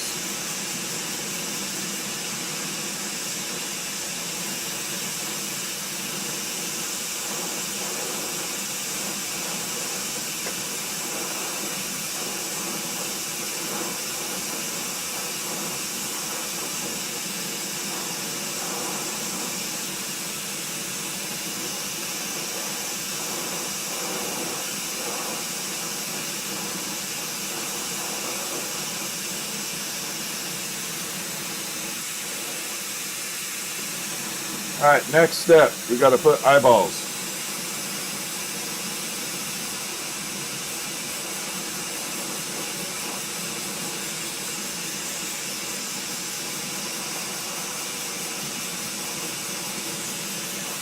So far tonight, what's your favorite color that you've seen done? Which one is? Type it in chat. What's up, Ray? What's your favorite color we've done?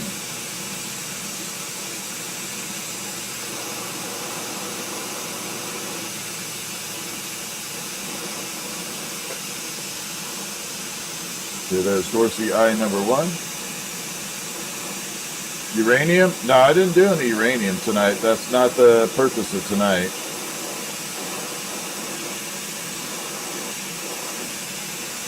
Although we could do a 40s uranium version.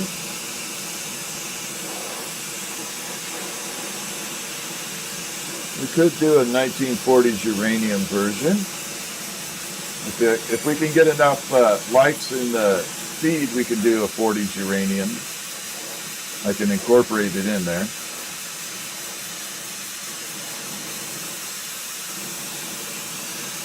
Okay, let's see where we're at.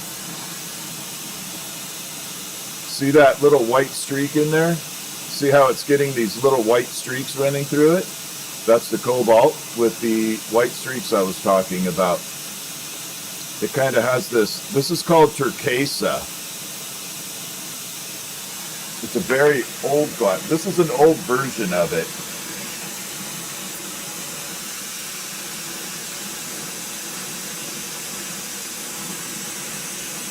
All right, we got to put the hook, the main for the hook.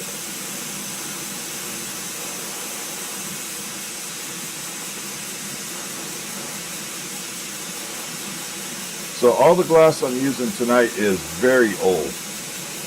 Probably older than some people watching the stream.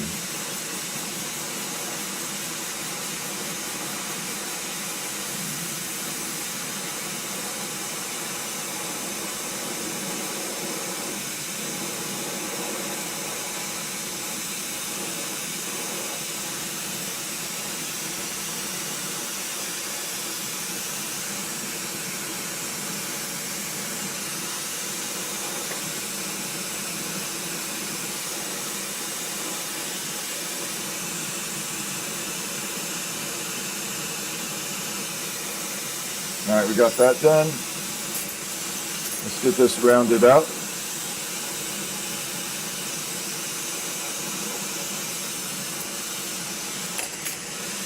And we got to put the little unicorn horn on here.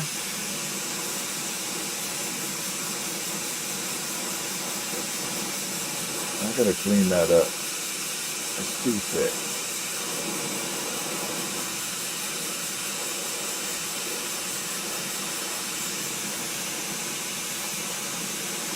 There we go. I gotta fix this. It's not right. 1 second.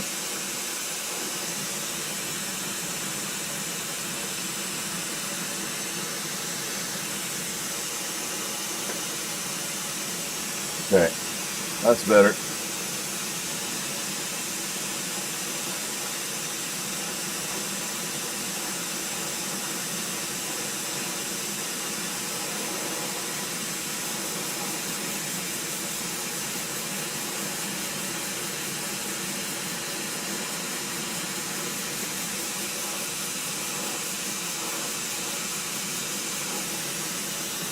All right, we got the unicorn horn on. Now I just have to add the black for the eyeballs.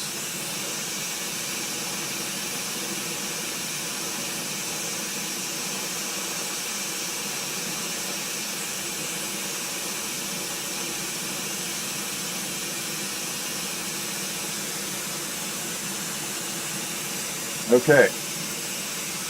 Now we got to do the rest of the main.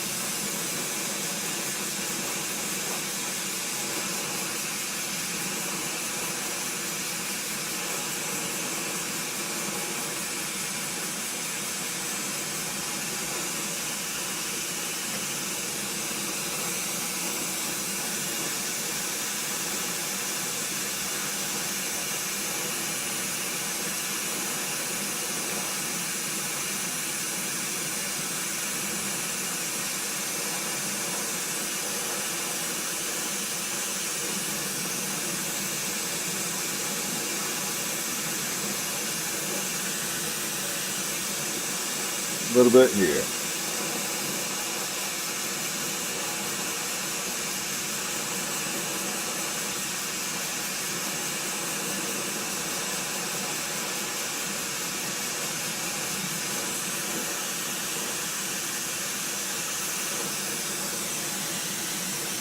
So I did this one slightly different.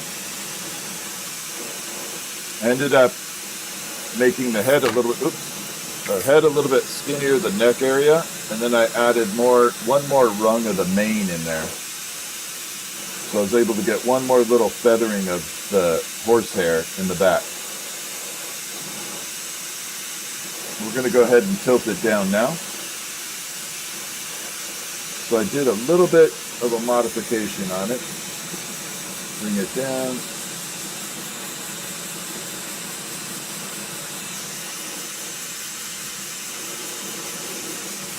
I gotta fix one little spot on this one right here.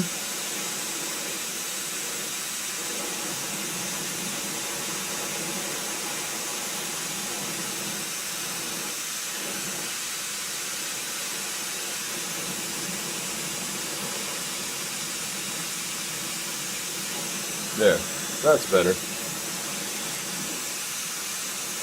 All right, let me get it all blended in.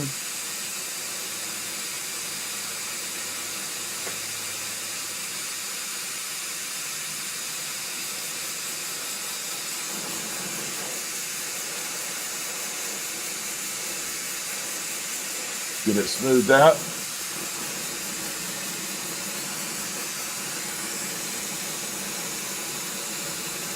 Yeah, this one has one more little horse mane coming off of it. All right, let's bring it out and see if we can see any of that bluish. There we go. Didn't I tell you that was going to be a beautiful color? Now we got to burn a little bit of that section off right there, but isn't that pretty? So I told you it'd be cobalt with a little bit of a secondary color, but look at it from the sun. Isn't that pretty? All right, let me burn it off a little.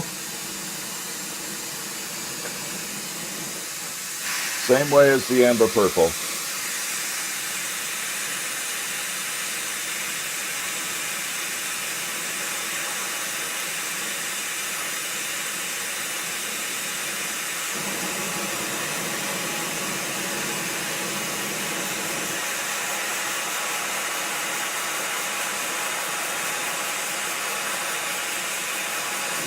Now, if anybody's interested in some of this rare glass, let me know. Some of it I have some back. I do have plenty to share. I'd be willing to sell a little bit, not a lot.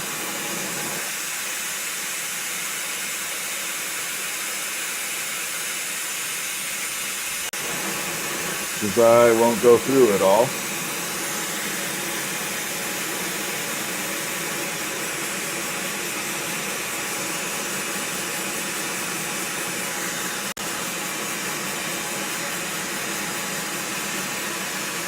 There we go. Well, my torch is loud right now for a reason, because I'm running it super hard.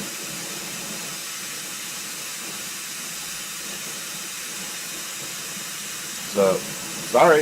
It is what it is.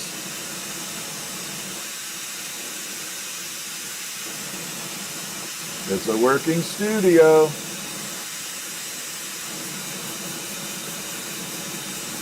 All right, let's take a look at the color.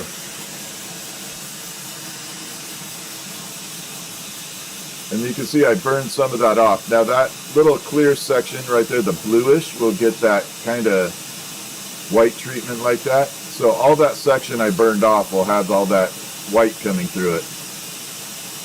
Yeah, this is pretty, right? Now we're going to add a little borax to this as well. So we are going to add a little bit of borax to it. This rod's getting short too. There we go. Yeah, this color is amazing. This is a good color.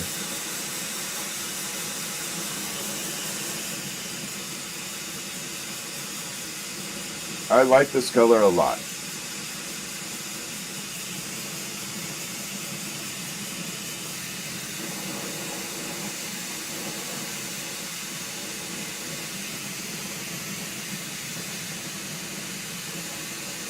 And all the borax is doing is kind of enhancing it a little.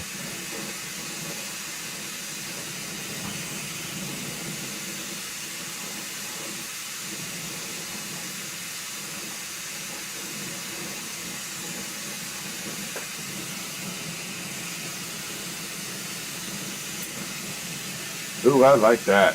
This looks so good. I miss this color a lot. And there we go. Now you can see, isn't that pretty? Yeah, I definitely miss this color working with it. But yeah, that is the, so that color is called Turquesa, older version. It's a pretty amazing little color. And then we just have to burn off the back end here.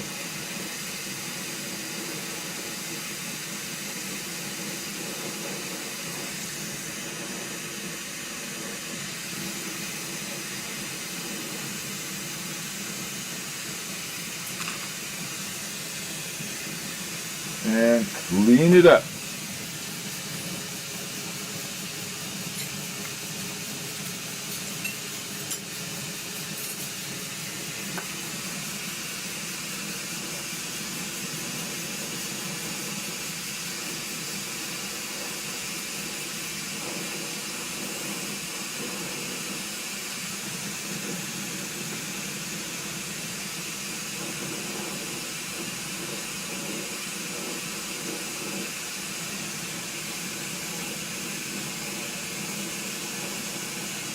Melt it in there.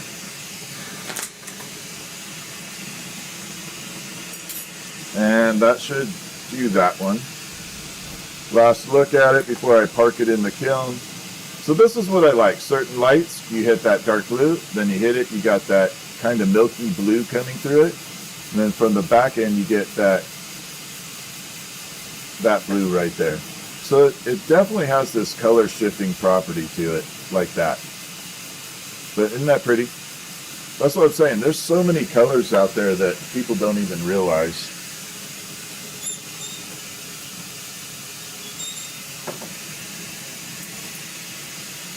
Got to park that in the back of the kiln now. Yeah, there's a lot of colors that have access to.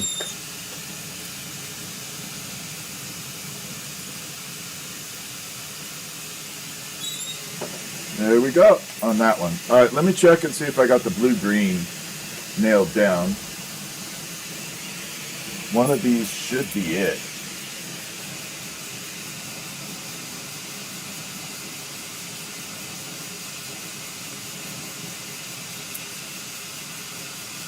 Oh, man. I think... Sorry.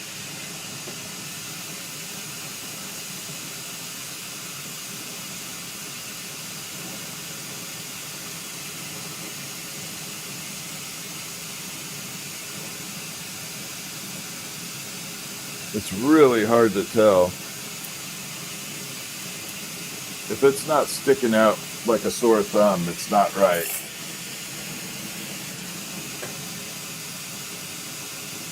You're definitely not it. I want to say this is it.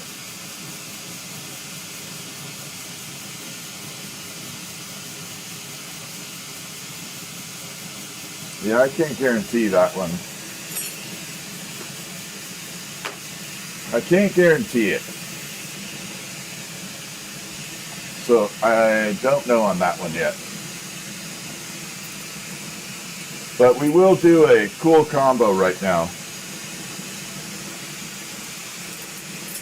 So we're going to mix a little 1980s and 90s glass with,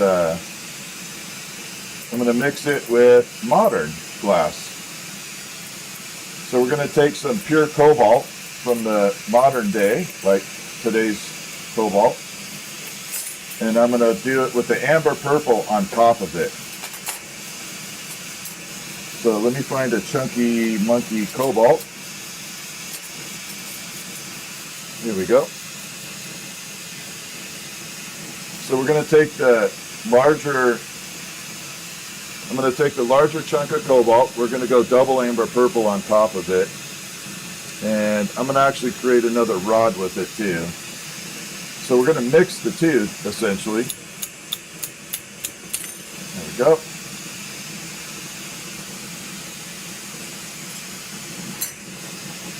And we're going to create an entirely new rod off of it. So we'll mix modern glass and really old glass.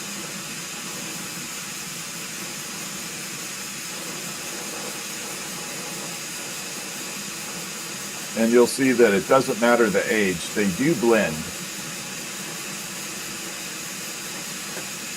Kind of gave me the idea for the stream was someone sent me a message asking about old glass, does it go bad?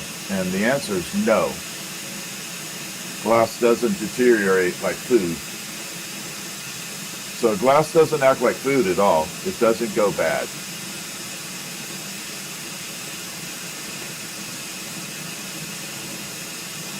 So we're going to take this and we're going to coat a lot of it. And actually, I'll pull a rod off it first, then we'll do the body.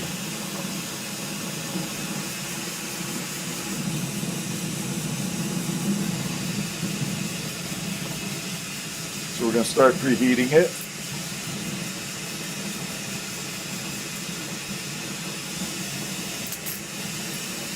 So this will be a combination.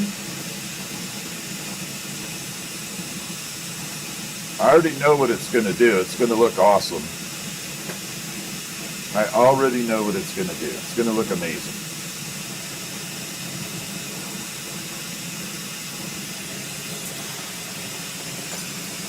Let's go ahead and grab our double amber purple.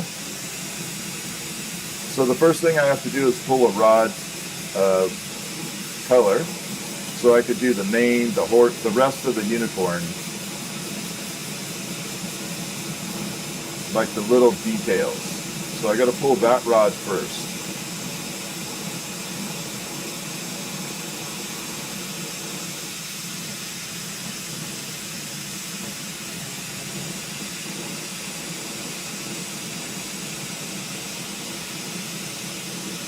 This is a good little tutorial.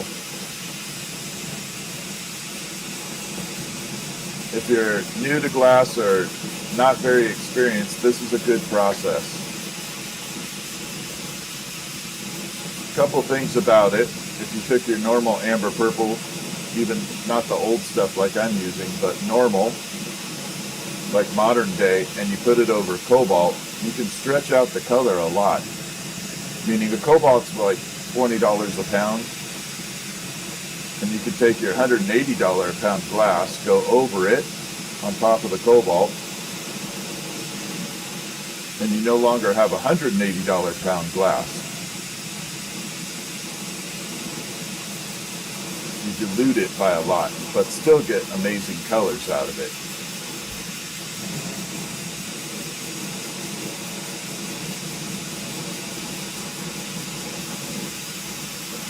And that's what we're going to do right now.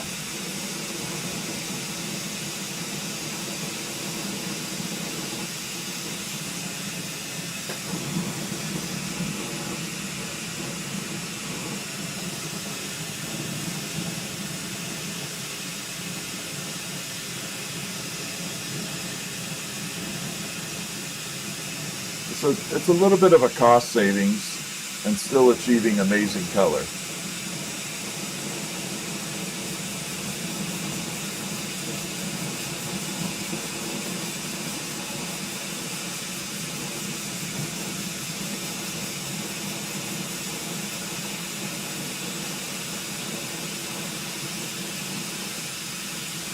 Alright, so I completely encased the whole thing in the color.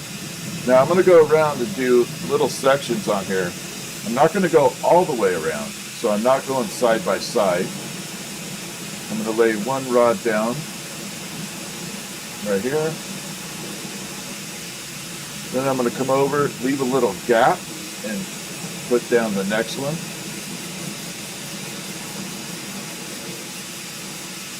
So this is going to kind of give you multi-colors running through it based on thick and thin. versions of this rod.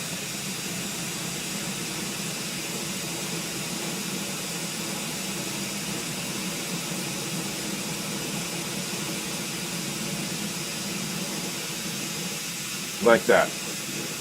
All right, so now we got this all set. We're going to pull it into a straight up rod.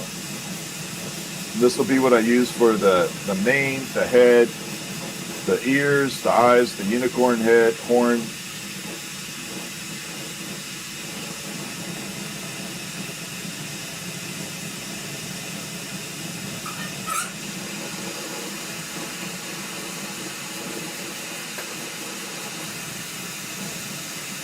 Sorry, I kind of grimaced right there. I think I broke my pinky toe. 2 days ago, I think I broke my pinky toe. It's all black and blue right now. I was walking in the house and I kicked the couch for some reason. Just ran right into it. Hit the leg perfect. And I think I broke it.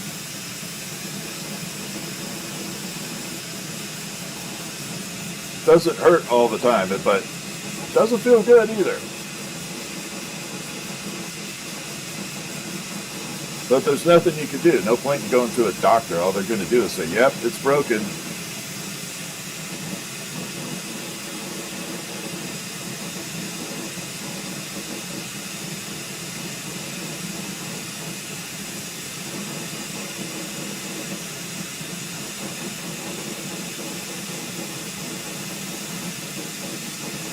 So we're pulling this down. But I definitely think I broke it.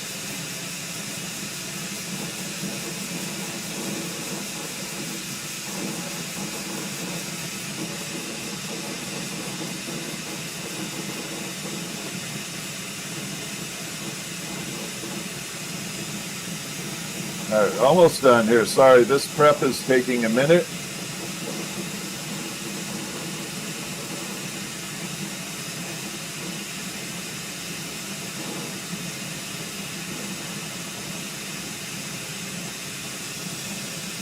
Again, this is modern glass with pretty old.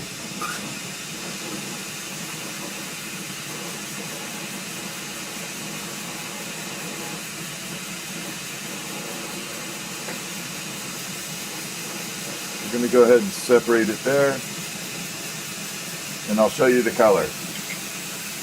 I couldn't find my blue-green, so I thought I'd make it myself. Let's bring it up.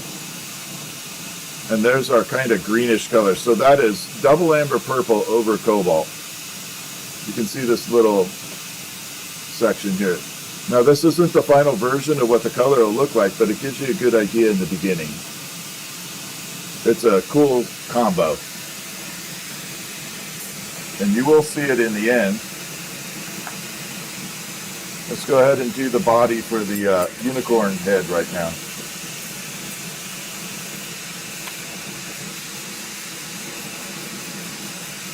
We're going to go ahead and make the unicorn body, unicorn head body, and then we'll do that guy up.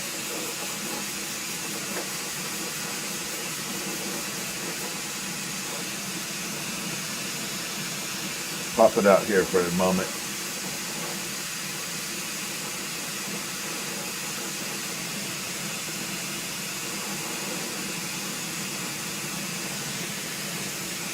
Okay, let's do it.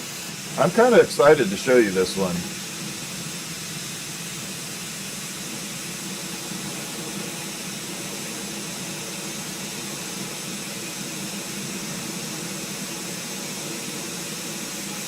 Might as well go all the way down.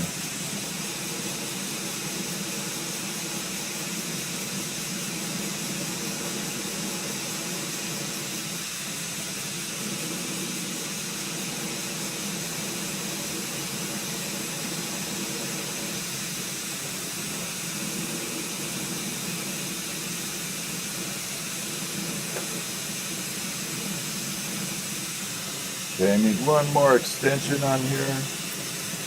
There we go.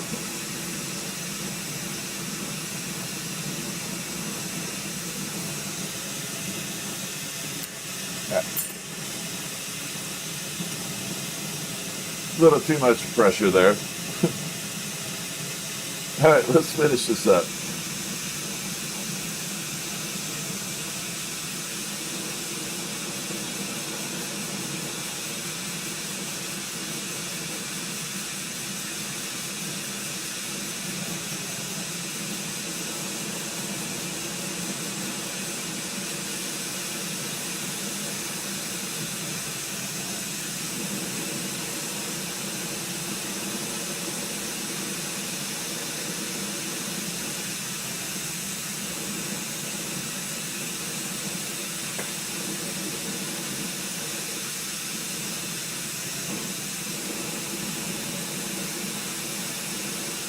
Last line, here we go.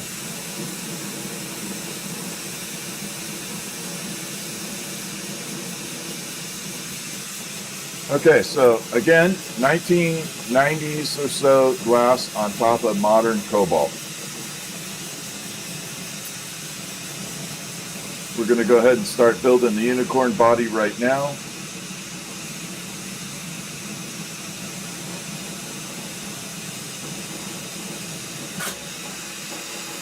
And same thing, I'm going to twist it. I'm not going to leave those lines running streaks all the way down. We're going to twist it up.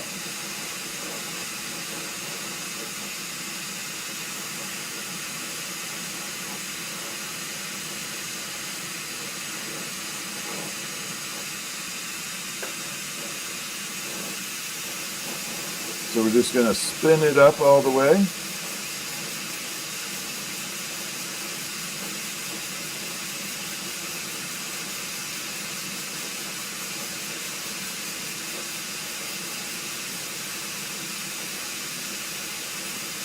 All right, now let's start separating.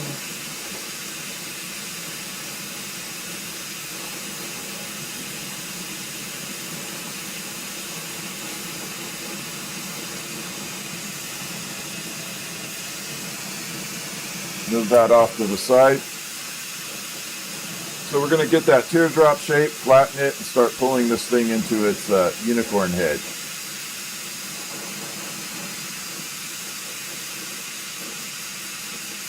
And the reason I kept all unicorn heads tonight is I want to show the difference. When I get done with all these and I bring them out of the kiln tomorrow, I want to show you all the difference lined up.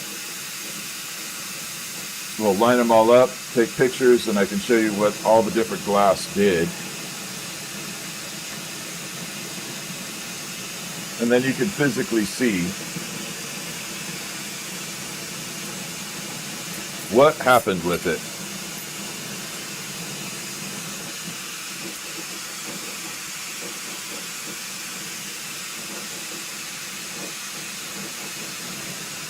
All right, let's pull this torch down a little. I got to burn off this haze.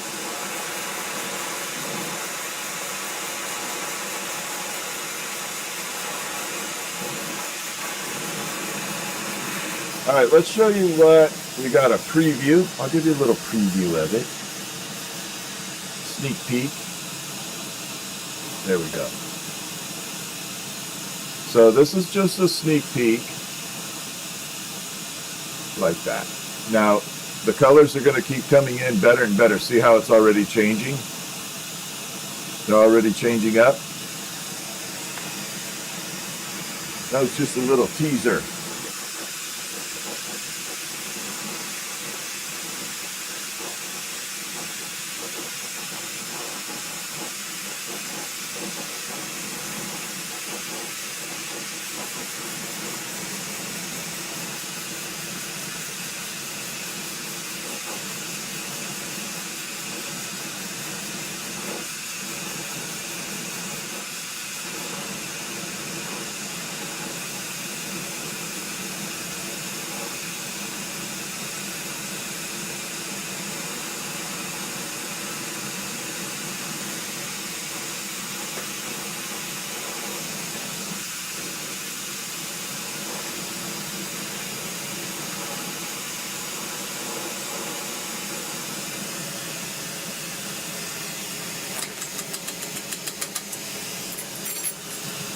So when it starts off and you start the unicorn head, You want to have this little bit of a teardrop shape. Now the most important thing is to kind of make it look like a shark fin. Notice the top has a little bit of an angle to it, just a little bit of a tilt up there. That's a really key factor when doing this. All right, are you still hot? Not a good way to test it. Let's go ahead and build this guy up. That's not the safest way to check glass, but it is what it is.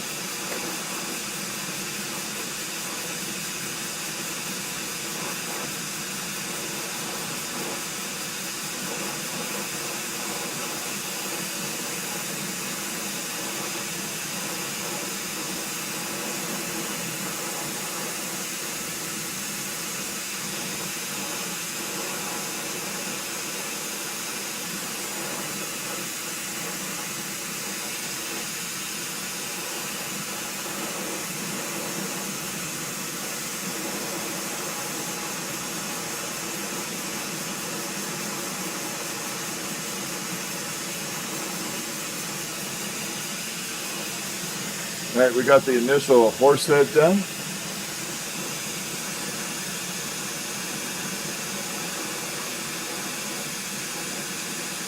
Add the mouth. Again, the same principles to everything as before. The only difference is going to be the color.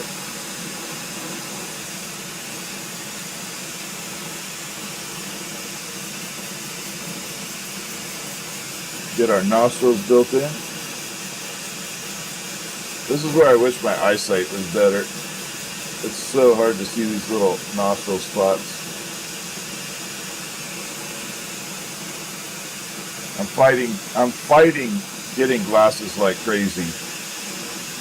I'm trying to not use them, but I know I'm going to end up having to wear some type of prescription.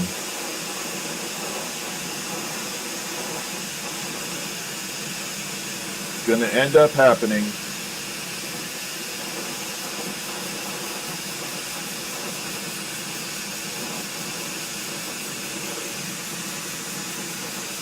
All right, let's get the eyeballs on.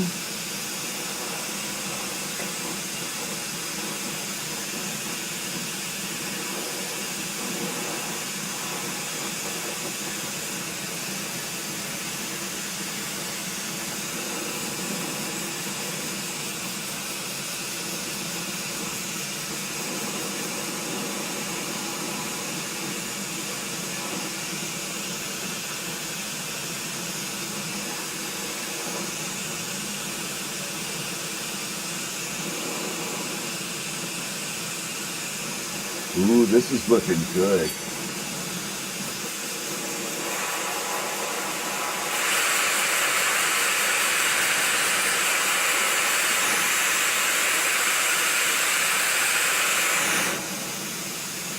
Oh, I'm excited for this one. All right, gotta find bunch. I put black somewhere. Holy crap.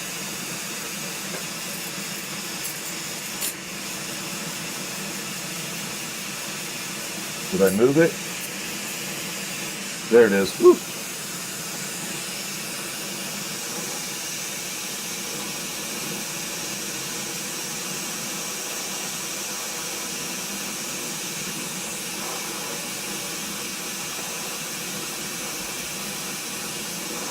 That's just a little eyeball pupil right there. No biggie.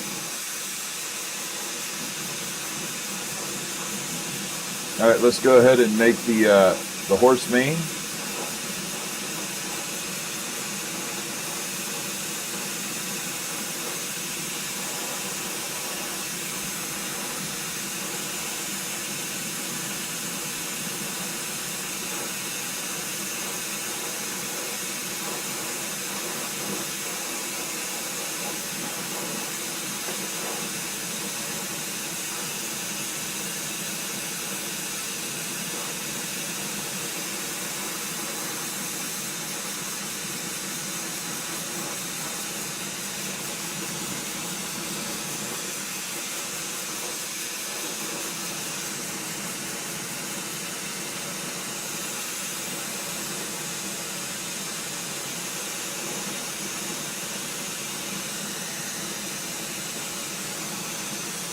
And then pop some ears on there.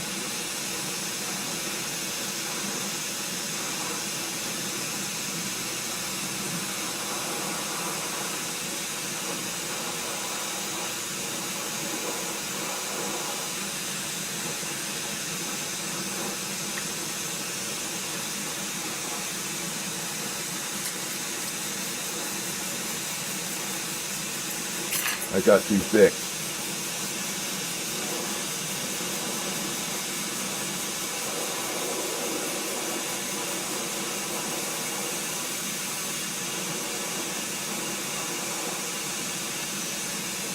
And then we're going to put the unicorn horn on.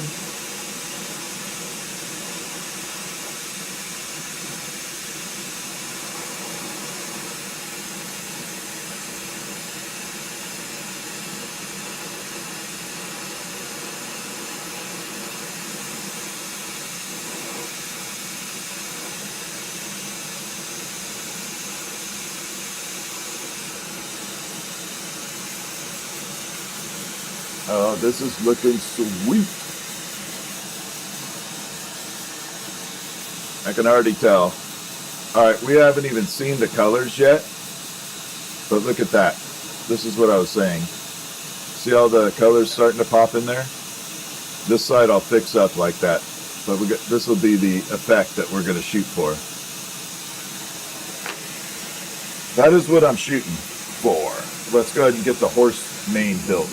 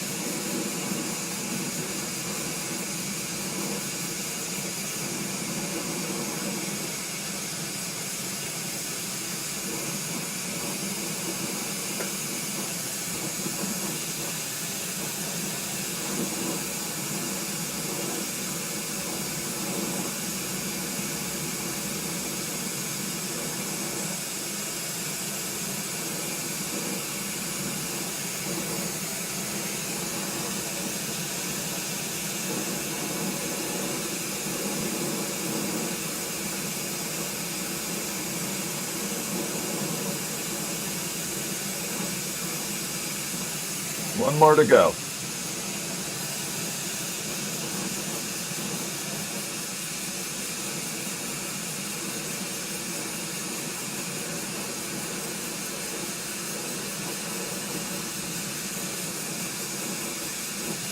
I'm going to fix this one up a little.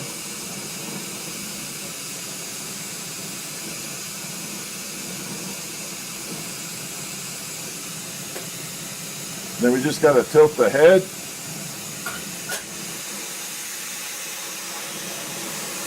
And then we got to use the oxidizing flame to correct it.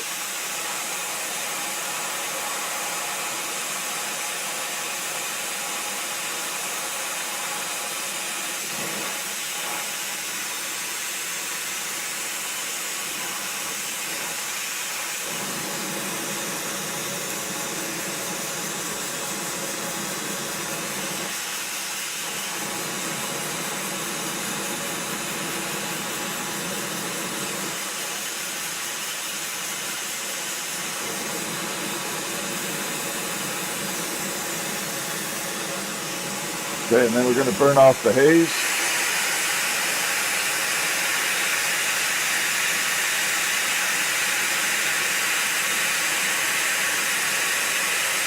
Sorry about the noise, but this is a must-have.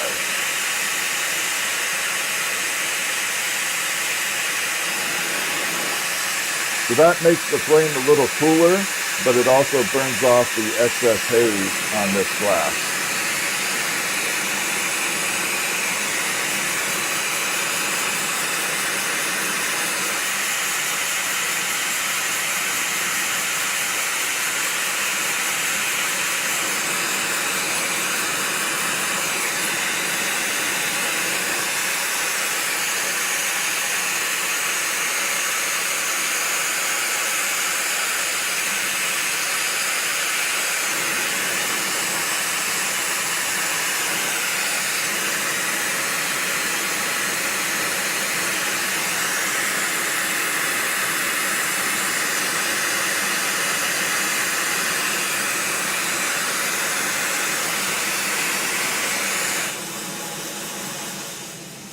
me fix this. I got to fix this little hook a little bit. It's a little bit narrow.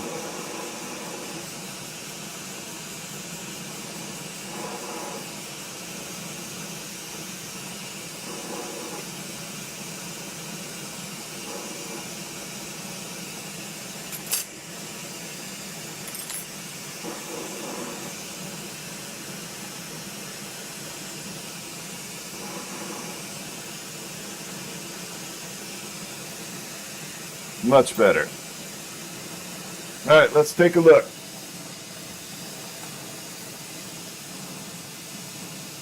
Now we get these colors bouncing through. Now we haven't added the borax yet, but you can see we got a lot of that underlay cobalt, the underneath cobalt going. Now that section is going to look way intense when it finalizes. But let's add the borax and see what we got.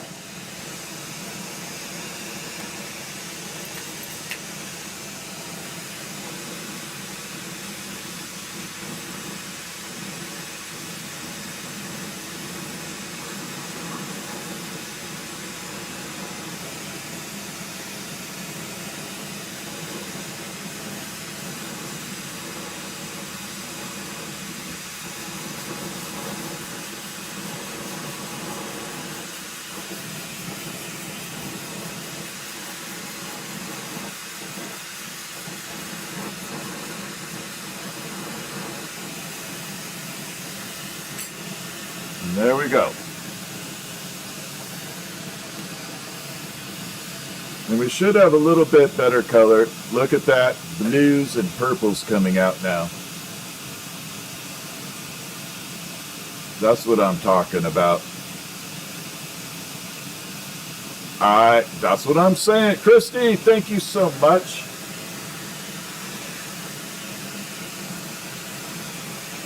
Okay, and just have to burn it off now.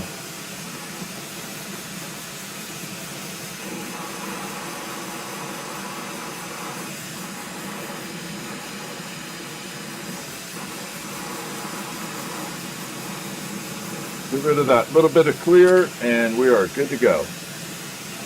So what do you think? You like that combo? Is that a keeper? What do y'all think? Is that color a keeper? That color is kind of cool. That combo is really nice. I think it is, but once you see it once I run it through the kiln cycle, it's going to be intense. I think that color is a keeper though.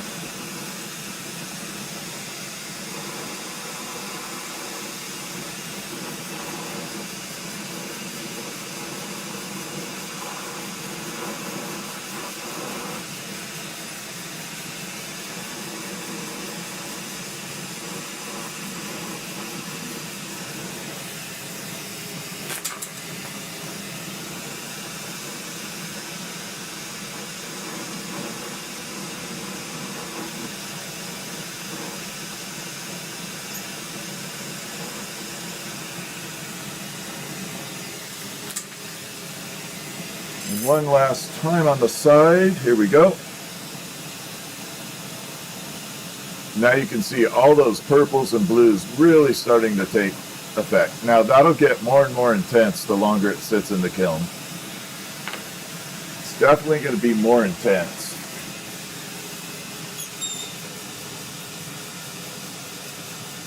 Get off.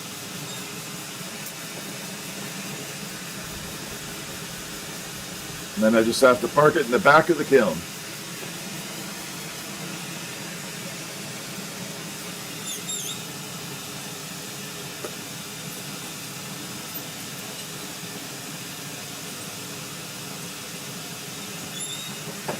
Okay, that's it for the unicorn horns, but I got a few things I want to do a little bit here. I got to finish up a few pieces if you guys want to hang out for a few minutes. I got to finish up the mushroom guys that we did the other night. I never finished them.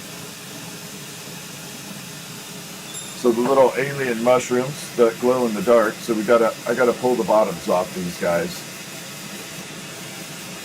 So if you want to hang out for a little bit and chill with me, you are more than welcome.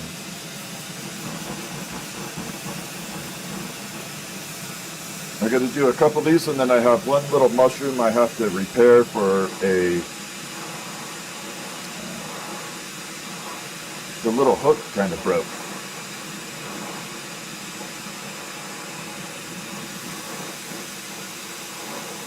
So these are the little mushroom ornaments. These are bigger than the charms. These are about Christmas ornament size. I love these guys though. I tested the glow in the dark out. These are the glow in the dark versions. They are super intense.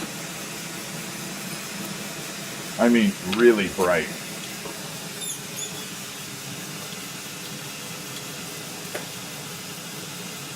This one is non-glow. This is that blue one we did, but I think I put uranium on the top.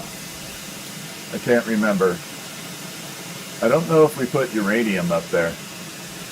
It won't show with the black light right now because of the heat, but you can see we got that really funky, cool blue to it.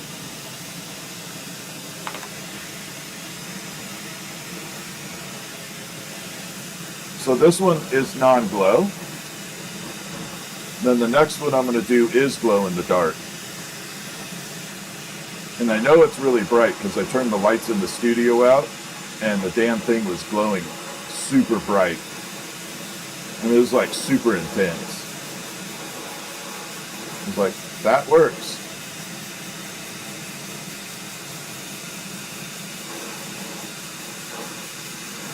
So back in the day when I had my factory kind of, I had like 40 glass blowers working for me. And we had big metal garbage cans full of where the scrap glass would go. And since everything was glow in the dark, all the scrap would go in the trash cans. And then you turn the lights out in my shop, and the trash cans illuminated a beam from the floor to the ceiling of glow in the dark. So you'd see like spotlights that glow in the dark from the ground to the ceiling. That was really freaking cool. That was a lot of fun. Now this one's a little short because I broke the little holding rod on it. Now this one is super, super bright. I know for a fact on this one. This guy glows like freaking crazy. I'm gonna have to do it left-handed, but you can see the color top up there. I know this guy glows like insane. Oh no, we did the blue one. We did the glow-in-the-dark eyeball. I take it back. So that blue one we just did has a glow-in-the-dark eyeball. That's what we did. Now that's not as bright as these guys, but it's still pretty cool.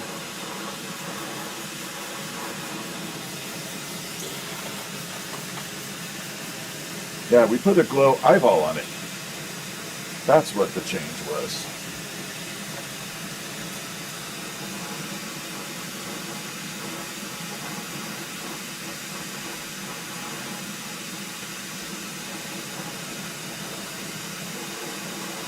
I thought it had glow, uranium or some type of glow in it.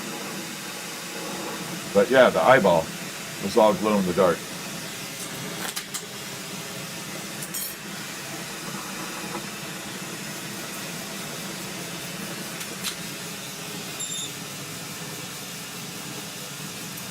Okay, I gotta fix this little guy. This is uranium mushroom.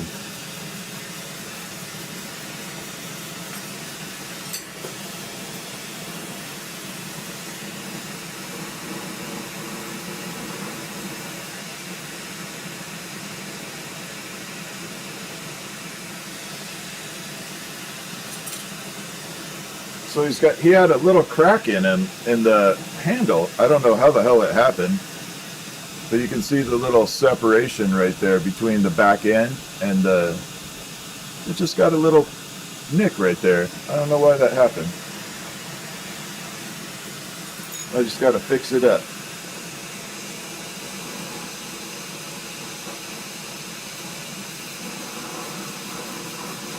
It tells you how strong it is that the whole thing didn't break off.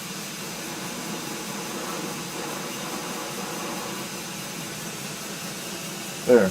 That's all it took.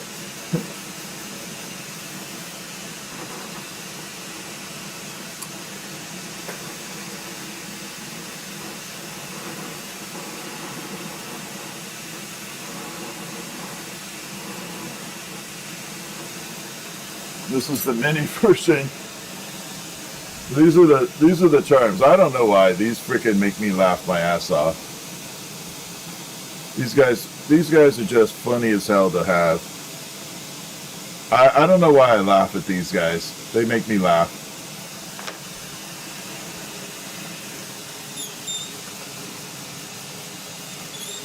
Okay, and then we have two things we got to get done. So I had one of the marbles last night crack on me. One of the glow-in-the-darks cracked. We're going to attempt to repair. It may or may not work. On this, on these marbles, when the crack is really, really deep, you got a 50-50 shot of it working or not. So there's a very strong chance that it could just break. And if it does, trust me, I'm not super disappointed. It just happens.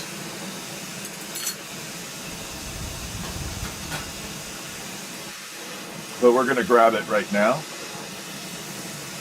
And while I'm doing that, if you guys have any questions in chat, fire away. I have time to answer questions. Thank you for the floating jewels. Yeah, this will be kind of like, I can pay attention to chat. Oh my God, did you go all the way to the back?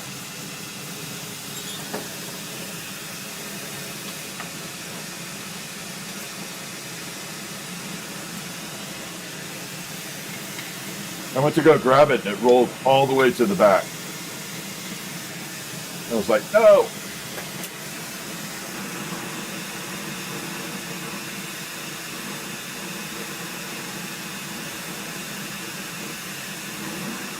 Now I know exactly why this marble cracked, because I shut my kiln off too fast. Christy, thank you. I shut my kiln off way too fast.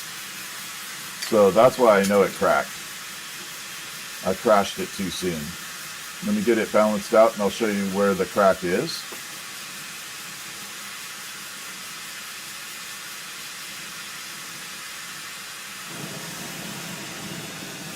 I should have made this early on. So we're going to bring it out here. You can see the crack right there. Big old chunky crack. And there it is all the way around. We're going to try and work that out. If it doesn't happen, it doesn't happen.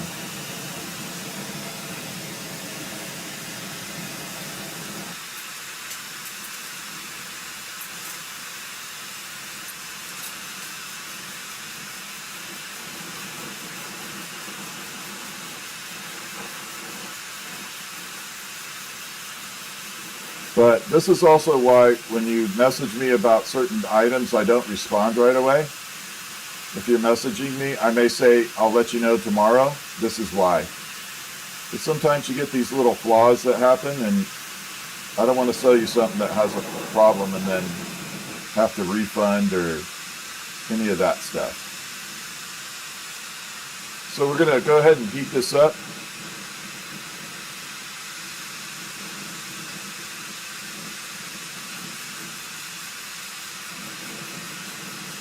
And if I have to dump it in the water, I'll bring the camera over and give you an epic explosion.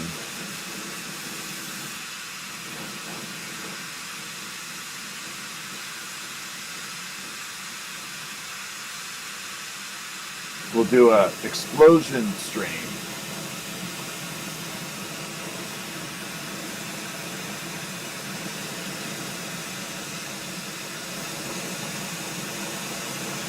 Okay, I got to pinpoint my flame.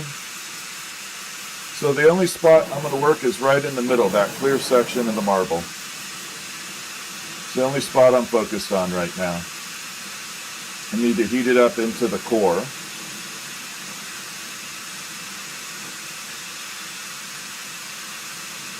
Now the other one that I did last night came out super intense. It's really bright. I forgot we ended up using the green glow in the dark. So the glow in the dark is the green version, which is very, very intense. And that is this one too. This is the green. All right, hopefully you can see exactly where I'm heating. I'll pull it up close.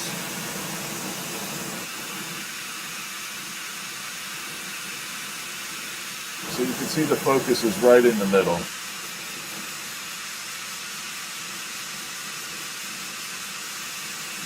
Now once you get the core heated up, I'm going to take this and twist it. This arm one direction, this one the opposite direction. And we're just going to give it a little tiny turn. And that'll choke the crack right out of it. It just makes the crack disappear.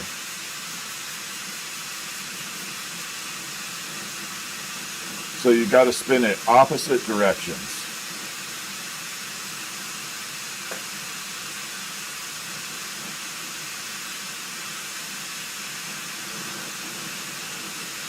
Okay, we got enough heat in there. I'm going to bring it up and then twist, twist, done. That's it. That's all it takes. I'm going to go ahead and bring this back out, start smoothing it back out into a marble. And that's how you repair a deep crack in a marble.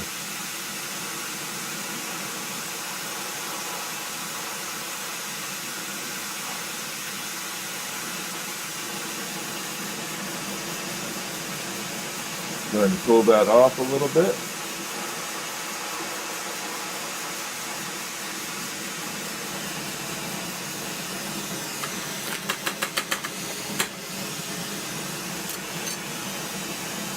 And I'll bring it out and show you that the crack is all gone. So no more crack in there. All gone.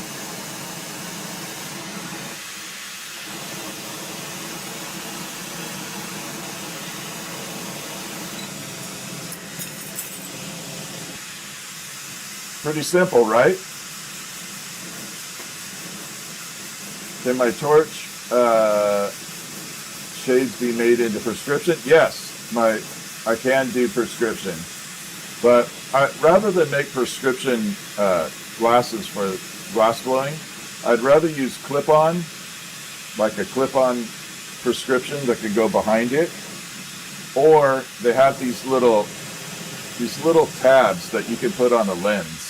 I don't remember what they're called. They're like little sticky tabs you can put on your lenses for prescription, and then you just adhere them. And the reason I want to do that is your prescription constantly changes. So I don't want to have to order $400 pair of glasses every time my prescription changes. I'd rather just order new clip-ons that fit inside. Or the little stuff like that. Or even do contacts. I'm hesitant for contacts because of the amount of heat, your eye will dry out. And I don't like sticking my finger in my eye.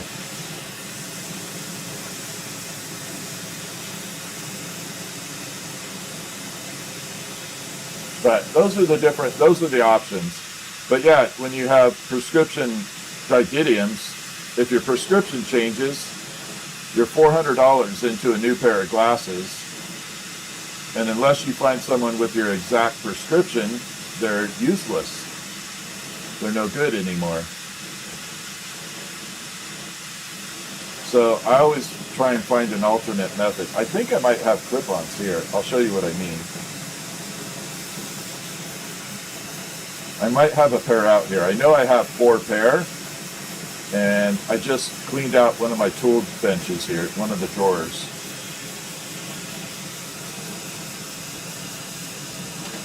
I don't know if I brought them back out though.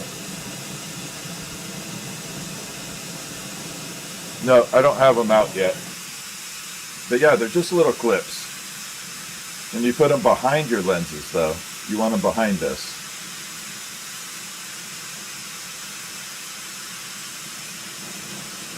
But contacts, I don't know. I've never worn contacts before. So I'm wondering if contacts would dry out. Anybody here have contacts? Anybody else? Anybody wear contact lenses? you could answer that question for me, I would love an answer. Like, do your eyes ever dry out? But thank you for asking the question, Melissa. I appreciate it. All right, we got this end all fixed up. We just got to fix this end up, and this one's all repaired. Your eyes dry out a lot? Okay. Yeah, don't dry out. Okay. Oh, thank you. Yeah, it was a beautiful marble. It had a crack in it. We had to take the crack out.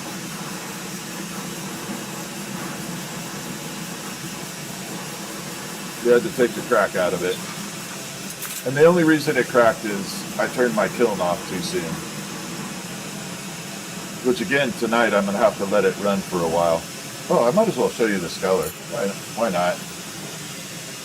So the end of this is beautiful.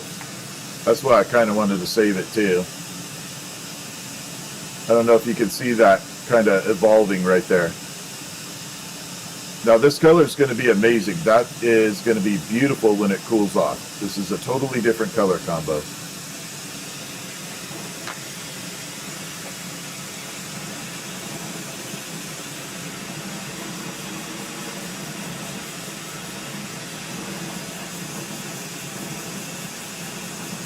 But even after 32 years, I make mistakes.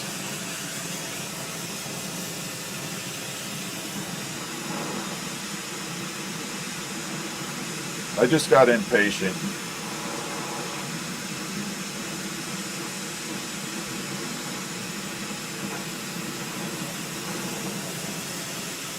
Totally my fault. Wasn't the glass's fault.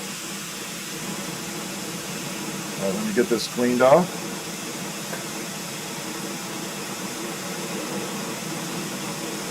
I have nobody to be mad at but myself. And I wasn't mad.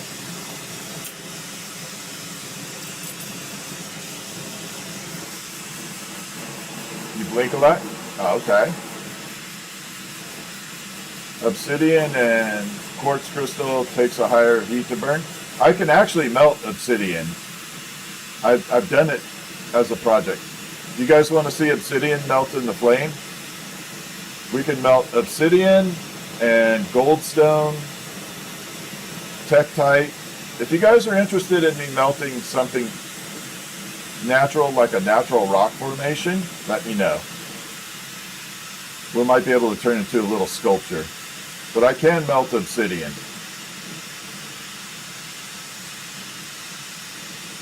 Because I've done it. But yeah, if you want me to try something like that, let me know.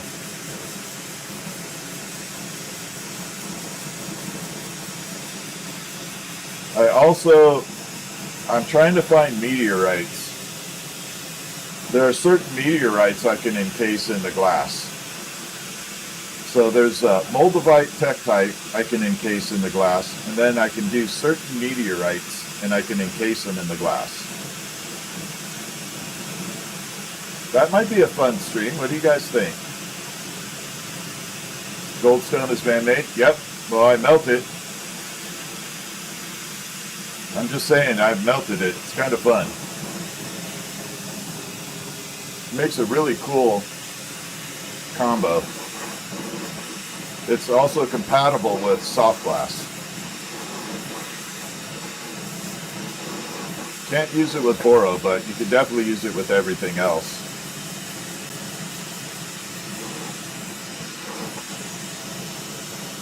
Alright, this marble is good. Oop. So that's how you repair a marble.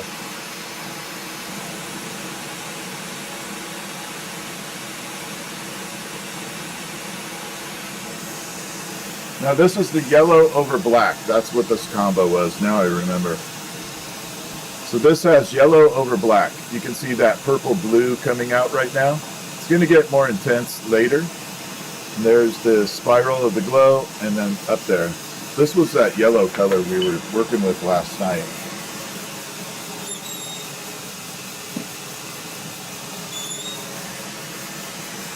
And then I got one more repair.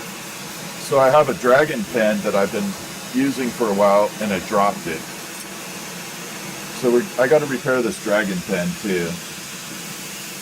I figured might as well do some fun stuff on the stream.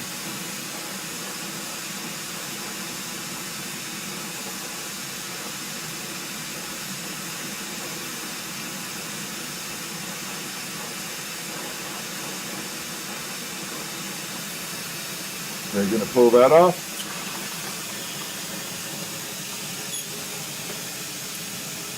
Come on out, big boy.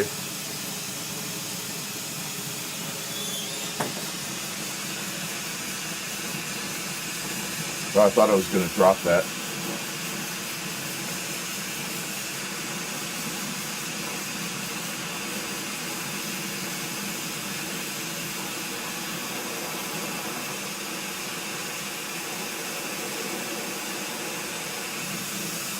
I thought for sure that was falling.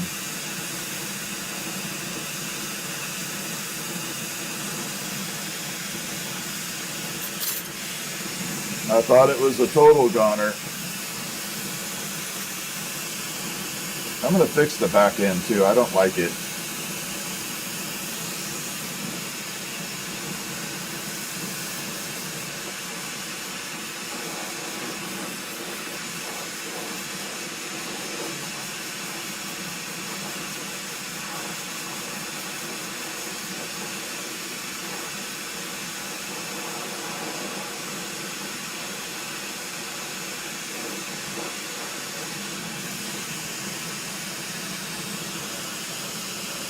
I just want to make sure the attachment's really well.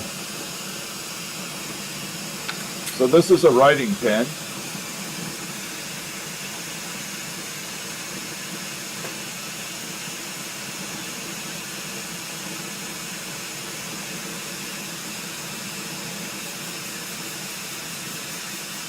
I had a little eyebrow pop off and part of the eye. So now it's a pop eye. But there is one eyeball, and then the other side came off. I broke it, fell off. Now it's a Popeye.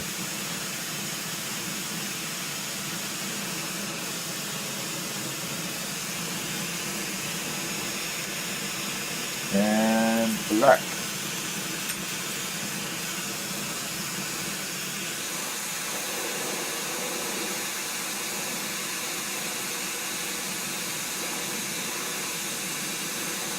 But that's all that broke when it fell.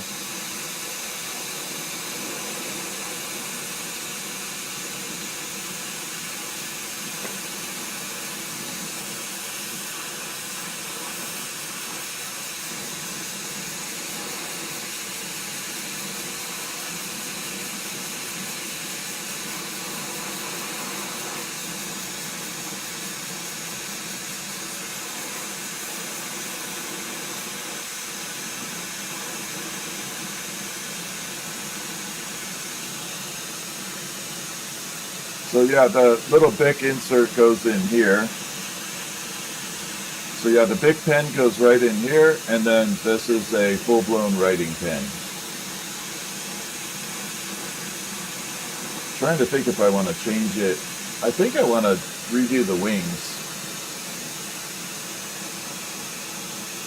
I don't think I'm going to do that part tonight. I got it semi-repaired. I think I want to do these wings and make them out. We'll do that tomorrow night. We'll do that tomorrow. I'll bring it out. We'll fix it up. Maybe I'll make a second one.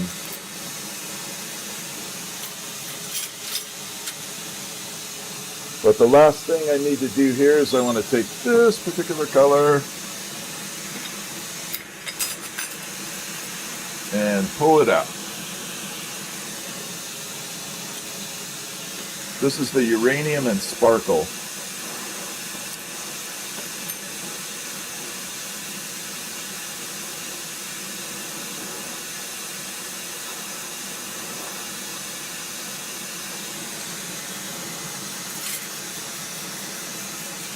So this is uranium glass and sparkle. I have a rod of it over here that's all finished off. I'll show you what it looks like after we're done. Maybe we'll use this for the dragon. What do you guys think? Dragon pen tomorrow? Dragon? I don't know.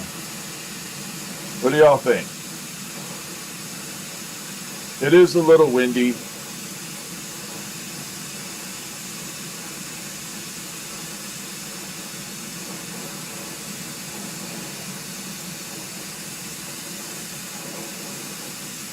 Yeah, it's a little windy out. No ghosty tonight.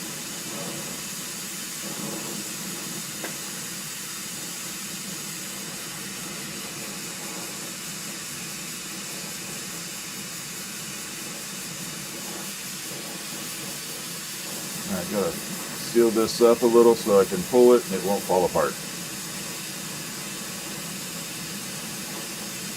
I'll show you the final version of this though. Give me like 2 minutes. And we'll figure out if you want to see this color done in something. Dragon pens? You guys think dragon pen tomorrow? Do some dragon themes? We can make dragons tomorrow. I'm up for dragons if you guys are. I'm totally down.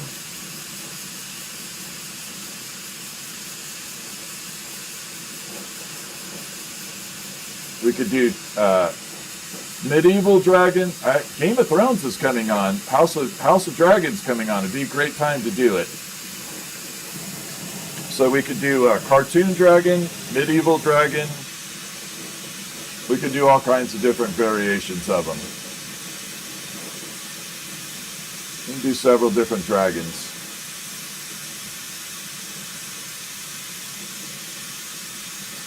I'm down for it.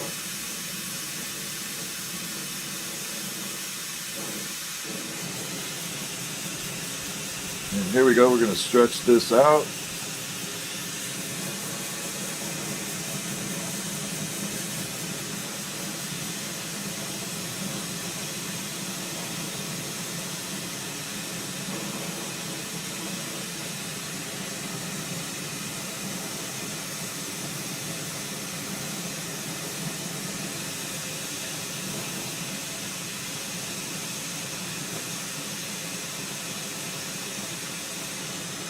All right, we're going to separate this, and let me show you what the uranium, this color is freaking awesome. I think it's lavender and uranium. I think this is lavender and uranium. It's a good educated guess on it. But let me pull out the, I know I put it off to the side up here. It'll be easy to spot. Nope, that's total uranium. Did I move it? Where did I put you? Oh, here it is.